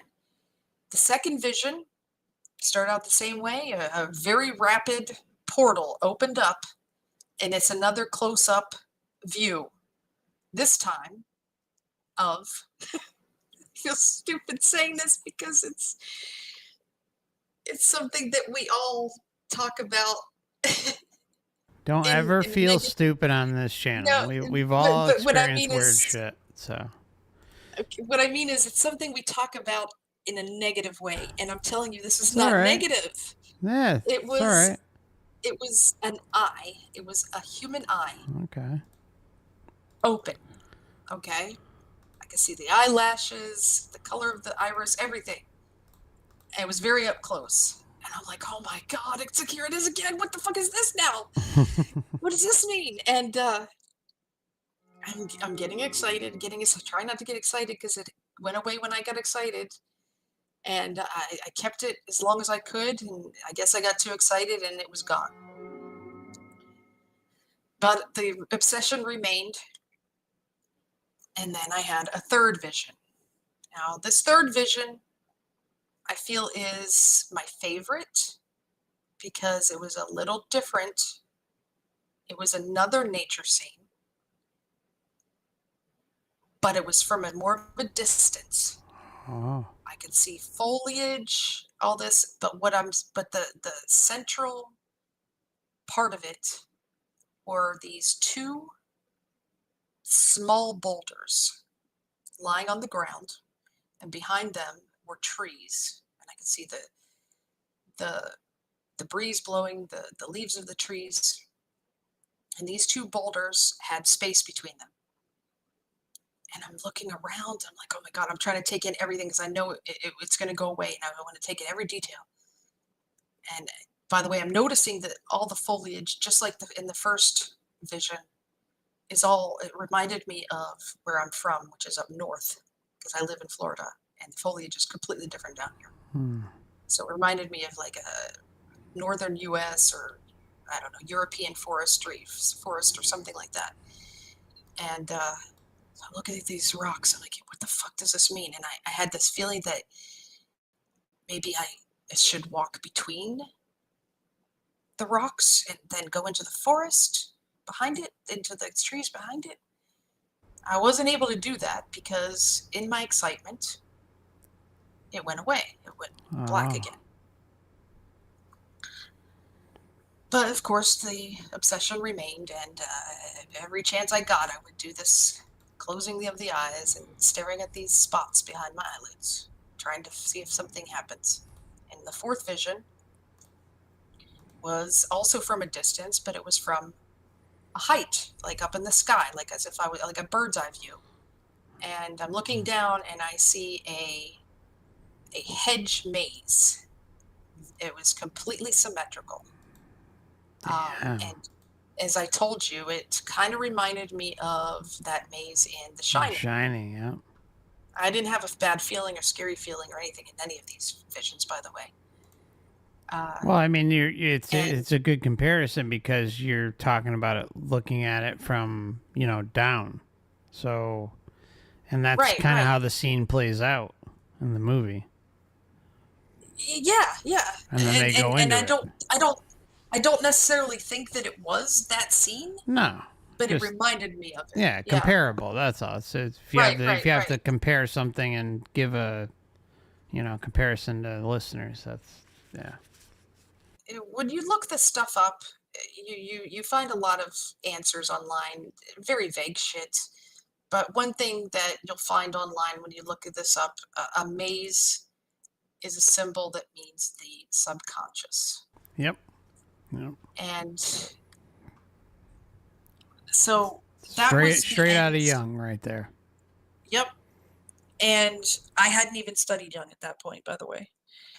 In fact, these four visions that, by the way, I never had any more like that again since then. This is about 3 years ago, and every single day I still try and still hope.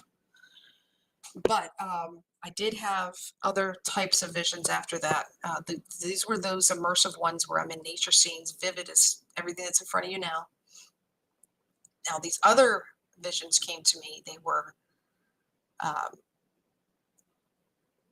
letters would come into my field of vision with my eyes closed.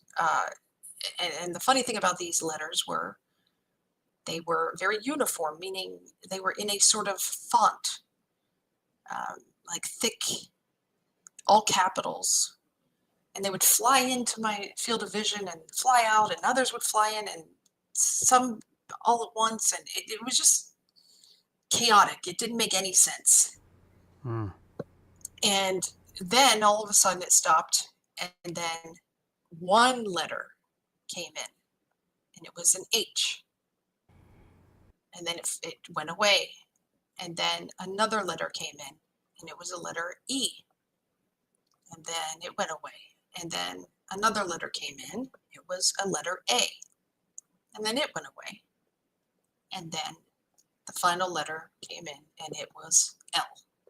So I was able to spell it out, and it spelled heal. And I'm like, what the fuck does this mean? I'm not sick. Maybe I'm sick and I don't know it, and it was some kind of healing? I don't know. Damn. Yeah, and then another one I had. Well, you also did heal from that accident, even if it was many years later. Yeah, many years later, yeah. Looking back at that moment, was there any emotional or physical or even minorly emotional or physical trauma that you may have gone through? When I was having these visions? Yeah. No, not at that time. Anybody passing away or terminally ill, anything like that? No. All right, I was just curious. And then another one I had was the again, just random letters coming in and out that didn't make any sense. And then this time it was a full word instead of spelling it out one by one. But it was in the upper right corner of my field of vision. And it was the word time. But the funny thing about it is, it was written in the exact font of Time magazine. That's so weird. Go figure. Go figure. I have no fucking idea why. And another one I had was something based on what I've read about DMT. Before you break through, there's a kaleidoscope type of all these shapes going in and out and forming very symmetrical patterns. It was like looking through a kaleidoscope, a lot of symmetrical shapes and just turning and turning, and yet every few seconds it would vibrate. It would be like 1, 2, 3, vibrate, and then 1, 2, 3, vibrate, and then repeatedly while this kaleidoscope twisting and turning and beauty and symmetry was all happening. And that was the end. I never had any other visions after that. And to this day, I try every single day. And I also try every day to have OBEs. And if I'm lucky, I have one every couple months or one every month. But I have yet to have those visions again. And I think I have kind of solved the mysteries of those visions since then, actually kind of recently. Nice. Hey, you want to go into that? Yeah. Well, I had told you that I finished reading this book called Hermes Unveiled. Oh, yeah. Yep. And this book has turned out to be very important to me because something that we have been talking about, you on this channel and in general, is to think bigger. And I'm on this kind of quest where instead of spinning my wheels waiting for that time when we pass over, I think it's probably a good idea to, as you say, think bigger and see what we can do with ourselves while we're in the meat suit. I think that there are mysteries to unlock even while we're in this shitty meat suit. And that's kind of my goal. I agree. And I think you've brought up when we've talked before how you have a thought process kind of related to working on that in the here and now. You want to expand on that? Yeah. In order to really expand on that, I think it would be good to, this book I read and recently, like just last month, and I finished it and I devoured this book. It was a lot about Hermeticism. I didn't know, because when I hear about Hermeticism, I think of the Kabbalion, which I haven't read, but I know some of the tenets, all that stuff. This book doesn't mention any of that. Okay, this is something completely different. And in order to explain to you what I mean by us stopping this spinning of our wheels while in the meat suit, I would like to read some excerpts. It's just a page and a half, maybe. It won't take long. Yeah, please. But, please do. Yeah, listen closely. It's just a taste. And you want to give us the author? Yeah, yes. Okay. The Roy.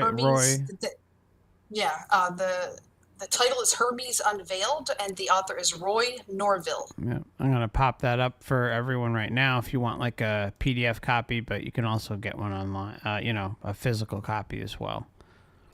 Yeah, physical copy, you're not, just to let your listeners know, if you want a physical copy, you're not going to find one for less than $200. Yeah. So you're going to want a PDF if you want to read it.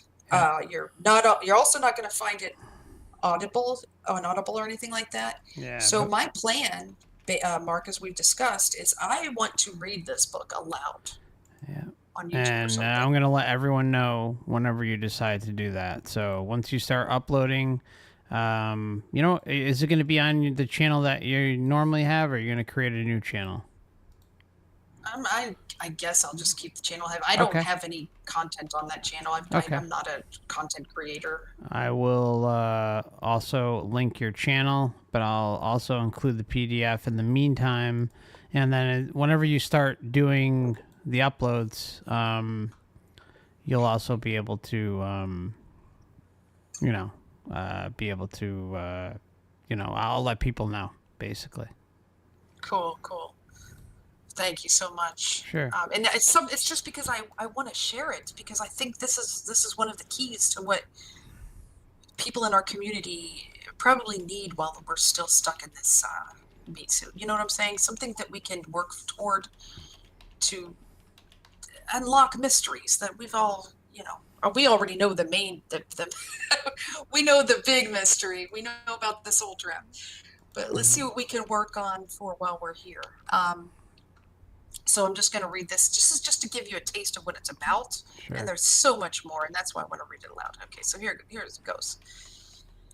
This is just it's not the beginning. It's just I grabbed a random excerpts. So, okay, it says, make no mistake, real power is attainable.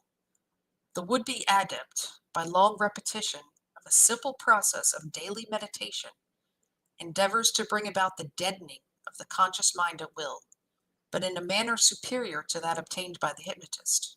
He achieves it by gradually learning to suppress the constant flow of uncontrolled thoughts within the waking mind, for the subconscious part has no movement compared to the waking consciousness, and thus, if the outer thoughts can be stilled, the two will become harmonious. The end result of this long and very tedious process will be a transmission of personal consciousness from the waking mind alone into a shared existence with the subconscious. In this classic difference between the waking mind and the subconscious, we arrive at last at the true foundation of centuries of symbolism. The conscious mind, the movement of which prevents man from reaching the great power of the subconscious, is regarded as evil. The subconscious, with its inlet to the all-encompassing knowledge, is regarded as good. And in this basic concept of good versus evil, we discover the true origin of the old religions: Zoroastrianism, dualism, Catharism, Templarism, and Rosicrucianism. The whole operation of the process, the transmission of the personal consciousness, which allows it to be freed from the bonds of the physical environment, has been allegorized the world over in countless myths which center about the theme of death and resurrection, of the so-called astral body. Although the panorama of symbolism which conceals the meditational process is tremendously extensive, there occur certain inescapable repetitions of clues which allow decipherment of the inner message. The first clue pertains to the division of the long period of meditation into 3 successive but distinct phases, each represented by a color. These are black, white, and red, in that order. Although it is as well to interject here that in truly ancient times, a 4th color, yellow, was utilized as an intermediary between the white and red. In the main, however, just the 3 colors will be predominant. The triplicity of the phases, with their color code, were as familiar with the initiates of pre-dynastic Egypt as they were to the alchemists of the Middle Ages, or as they are to the modern Rosicrucian. The color black is used to signify the gradual deadening of the conscious mind, the death, and thus everywhere you will find the first stage symbolized by anything which is black, dead, or heavy. A sample range of signia to indicate the first stage would be a black bird, a skull, an eclipse, the appearance of shadows, the coming of darkness, the mention of Saturn, the heaviest planet, the metal lead, God etc. damn. There are, of course, countless variations on the theme.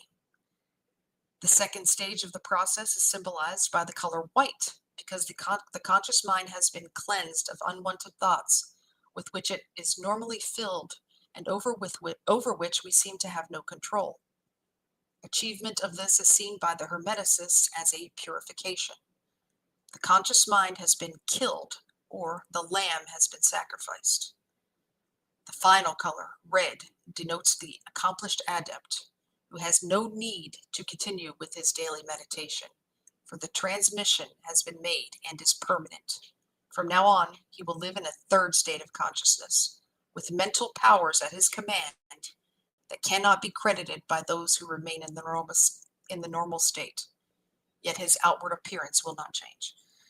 So that's just a taste. And I'm telling you, I read this whole book, and there's all kinds of shit about what rocks, boulders symbolize, which is the conscious mind. Honestly, Mark, here's what I'm coming to realize. Sure. The unconscious is not just the lack of consciousness. It's something very metaphysical. There is something to be accessed there that we are capable of doing. And basically what happened in those visions was I was initiated by my own subconscious. Definitely would agree with that. Yeah, and I believe everybody who's in this channel, the fact that you're here, you have all been initiated as well, because we have already stumbled upon one of the biggest truths. And some of you have a lot of crazy occurrences happening to you. So you've been initiated. And what I want to do is figure out this process. And I want you all to help me. And if you can, and I'll read the book and we'll go from there. And we'll see what we can figure out. I'm really looking forward to that. So, yeah, as soon as you start uploading, just let me know, and I'll be sure to let everyone listening know, that you've started uploading the book. Sounds good. Yeah, and we can maybe even have a discussion about it too. For sure, yeah, for sure. Yeah, I really appreciate you sharing that. Yeah, it's it lays out the stages, in its own way. But yeah, it's pretty spot on as far as how it can be symbolic for many of us, if not all of us. Two things in those passages that really strike me are, the first one being, make no mistake, true power is attainable. And the other thing that stood out to me is that he says that once you have reached the red stage, you've already made the transmission, and no more, you don't even need to meditate anymore. It makes it sound like there's some power there. You've done it. Yeah. Your intention is there. You're not even needing to do the meditations anymore. That tells me there's something very palpable that occurs, something that's you can't deny. You know what I'm saying? I think that's the strong inner knowing. That's the inner knowing that we all are powerful creator beings and can, direct our own ship the fuck out of here, but while we're here, we can also kind of add on to that as well, like kind of what you were saying. It's, I resonate with it quite a bit. And by the way, I looked up the author's name, and I've determined it has to be a pen name, because I looked up Roy, and it means king, but it also means red. And Norville means northern town. And throughout the book, as you'll find out, the north is big as a symbol. Interesting. Well, I definitely appreciate that. Thank you for sharing the passage, and can't wait to hear your reading of it. The full book was dropped in the meantime in the chat from one of the best websites on the internet, archive.org. If you're looking for any rare books, especially those that are old, archive.org is one of the best resources for research. And to this day, they have, in my opinion, they're a gem. And let's hope that it never goes away. It's just a great website. Hell yeah. It's there's nothing like it. I've been on that site since the, late 90s or something, early 2000s, and it's just a gold mine of information. Especially if you want books. Especially with the way they suppress so much information nowadays. And they do not suppress anything. Very, very rarely. I mean, I won't say anything, but very, very rarely. There are things there that, if you created an account on, the most popular video platform that, a few of us are on right now, if you uploaded some of the stuff that was on there, your account would be destroyed instantly. And yet, that information is still readily available for those kind of going through those basic kind of truths. But the point is they're there, and archive.org is a internet repository for many, many things. And can't speak highly enough. And I donate to it every year because it's because it's such an amazing resource. I mean, it's not like I'm sending them much, but throw them 10, 20, $30 a year or something just to help them pay for the server costs, because I abuse the shit out of their servers. So it's a good cause. Yeah, it's a very good cause. I don't want to say, when I gave him, I don't know, it was like $50 or something when during the whole thing that happened a few years ago. So what they have is, so when that whole thing started, they offered books for people. So basically what you can do is you connect your local library card, or even take out books at other libraries through your own library card and link it. And basically, it's like taking out a book at the library, except in a digital form. And so you can take it out and use it, read it, and then, quote unquote, return it. But during that whole thing that happened, they had basically opened it up so anyone could take out anything in a library form. And then they got hit with tons of copyright claims. And I thought it was going to potentially be the end of the website, because it's like, this is a great way for them to come in and destroy it. But they were okay. I mean, but I was worried. So I thought, that was like, we're going to lose frickin' archive.org. But as far as I know, they're okay. Oof. But yeah, I mean, it seemed like it could have been a potentially close one, especially like if, these big time publishers went after them. I mean, we're talking tons and tons and tons and tons of books, not just like, a few here and there. We're talking loads of them. And from what I gather, they're okay. But I was worried. We were going to lose them there for a minute, because I was like, that it's one of the last places on the internet where you can find almost as close to unlimited information as possible. And their search engine is completely normal. It's like the old wild, wild west days of the internet. You search something, either they have it or they don't.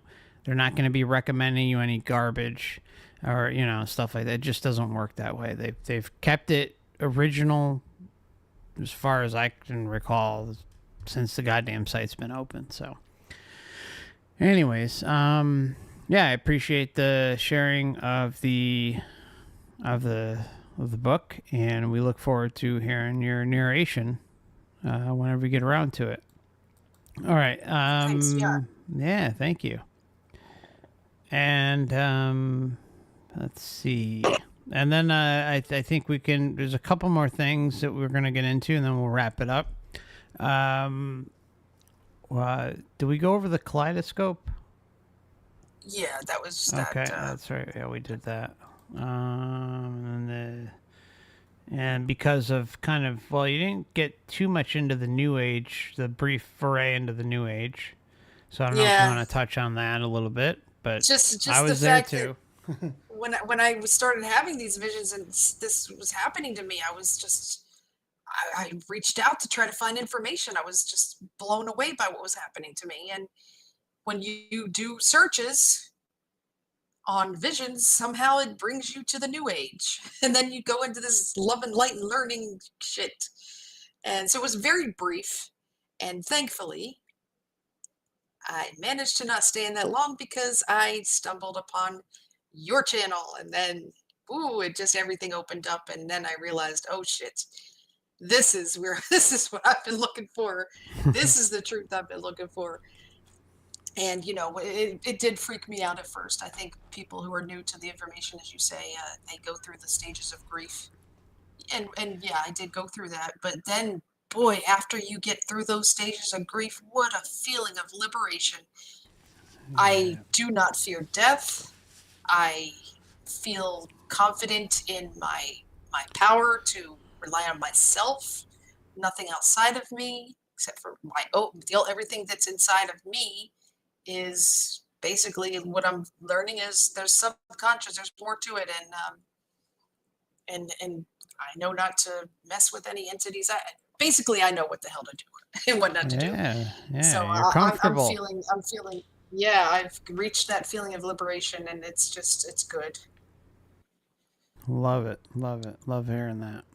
And I guess the last thing would be the after death communication from grandma. Oh yeah, this was 10 or 11 years ago because my son was an infant and he's 11 now. So when she died, um, well, she died. This is not a long story at all.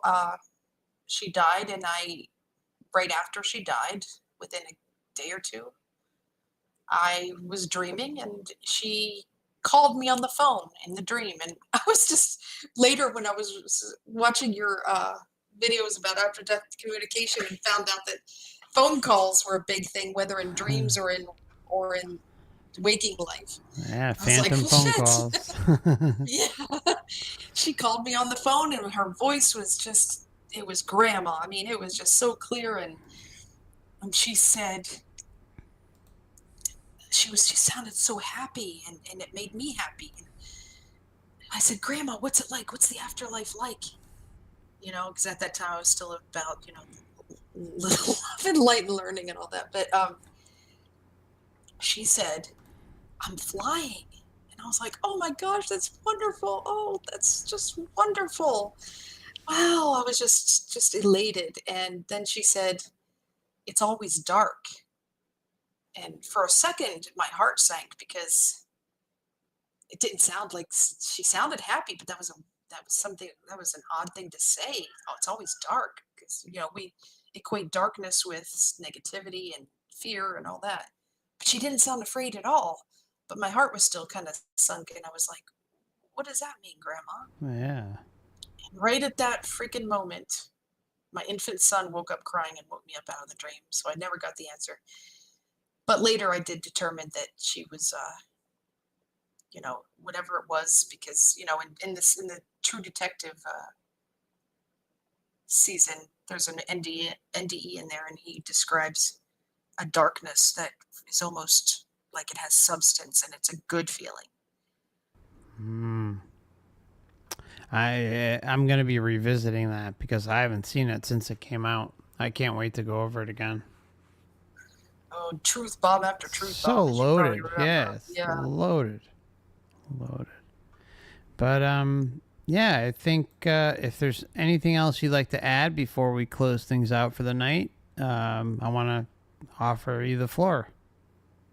I just want to add this is something I've told some of the people in the servers, but it's a story that is probably helpful to any of you who might doubt yourselves. Because this happened after I had already discovered your channel, and there was a little bit of doubt at the beginning. Do I really have the power?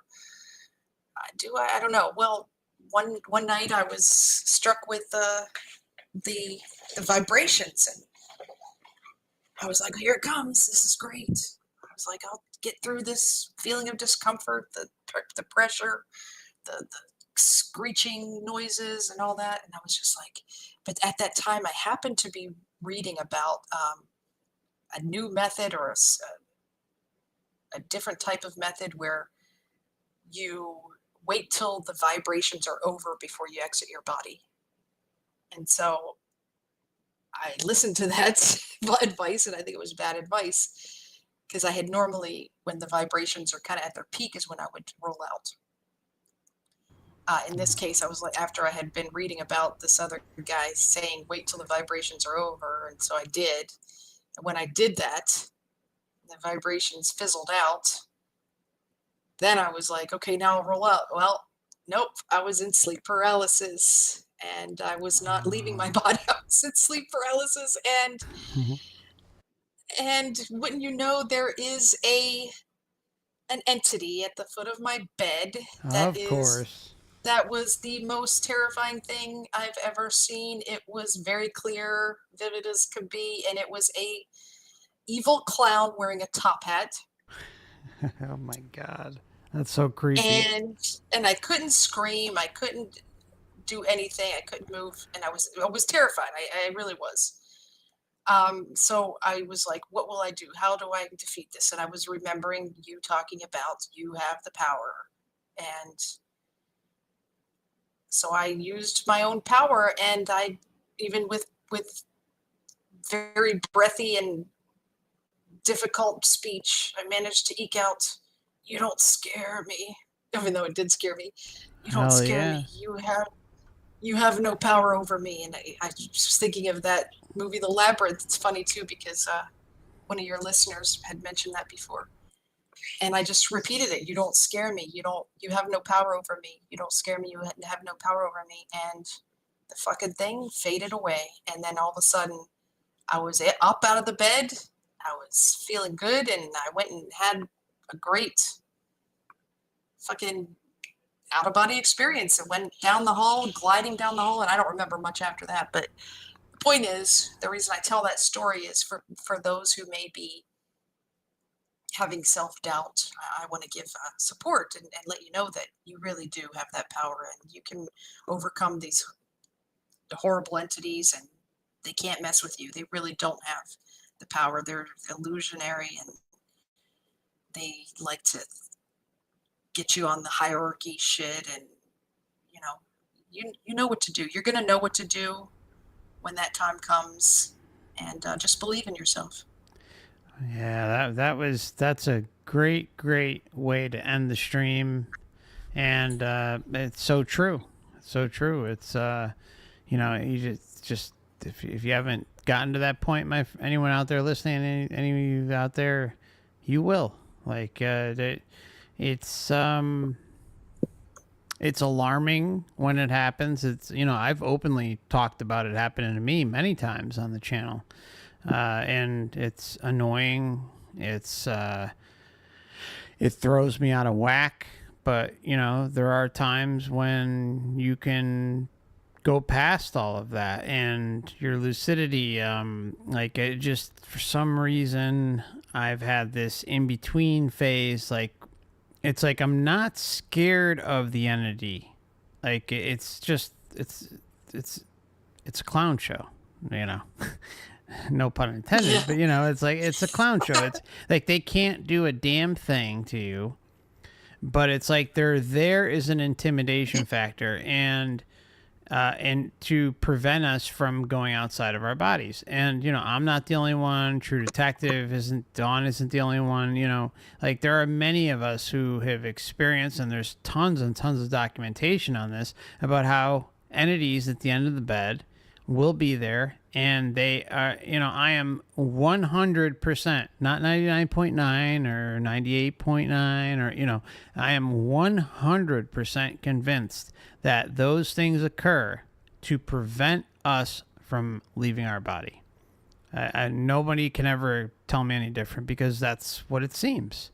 It seems like if you are running this shit show and have things like that set up where it startles someone or scares someone or just throws someone out of sequence, it's a good way to prevent anyone from further exploration and going outside the body and realizing who and what they are. So if you can stop them right then and there, it's a hell of a deterrent, and there is a clear motivation behind all of it, and that's to keep us in the dark, to keep us from realizing who and what we are. So I really appreciate you ending our discussion today, Dawn, with that. I think it was great.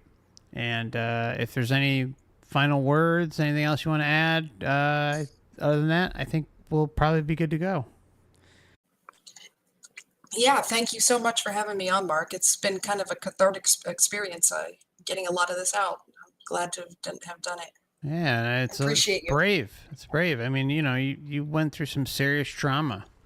And I've spoken with many people behind the scenes, and some, would be, been through hell and back.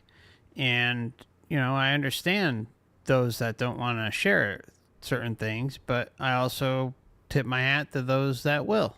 But I'm not judging anybody, obviously, but it's difficult. It's not easy to come on and talk about these things and kind of open yourself up to, whatever, the comment section, or whatever the case may be, And, well, the good thing is I haven't looked at the comment section because it's been positive.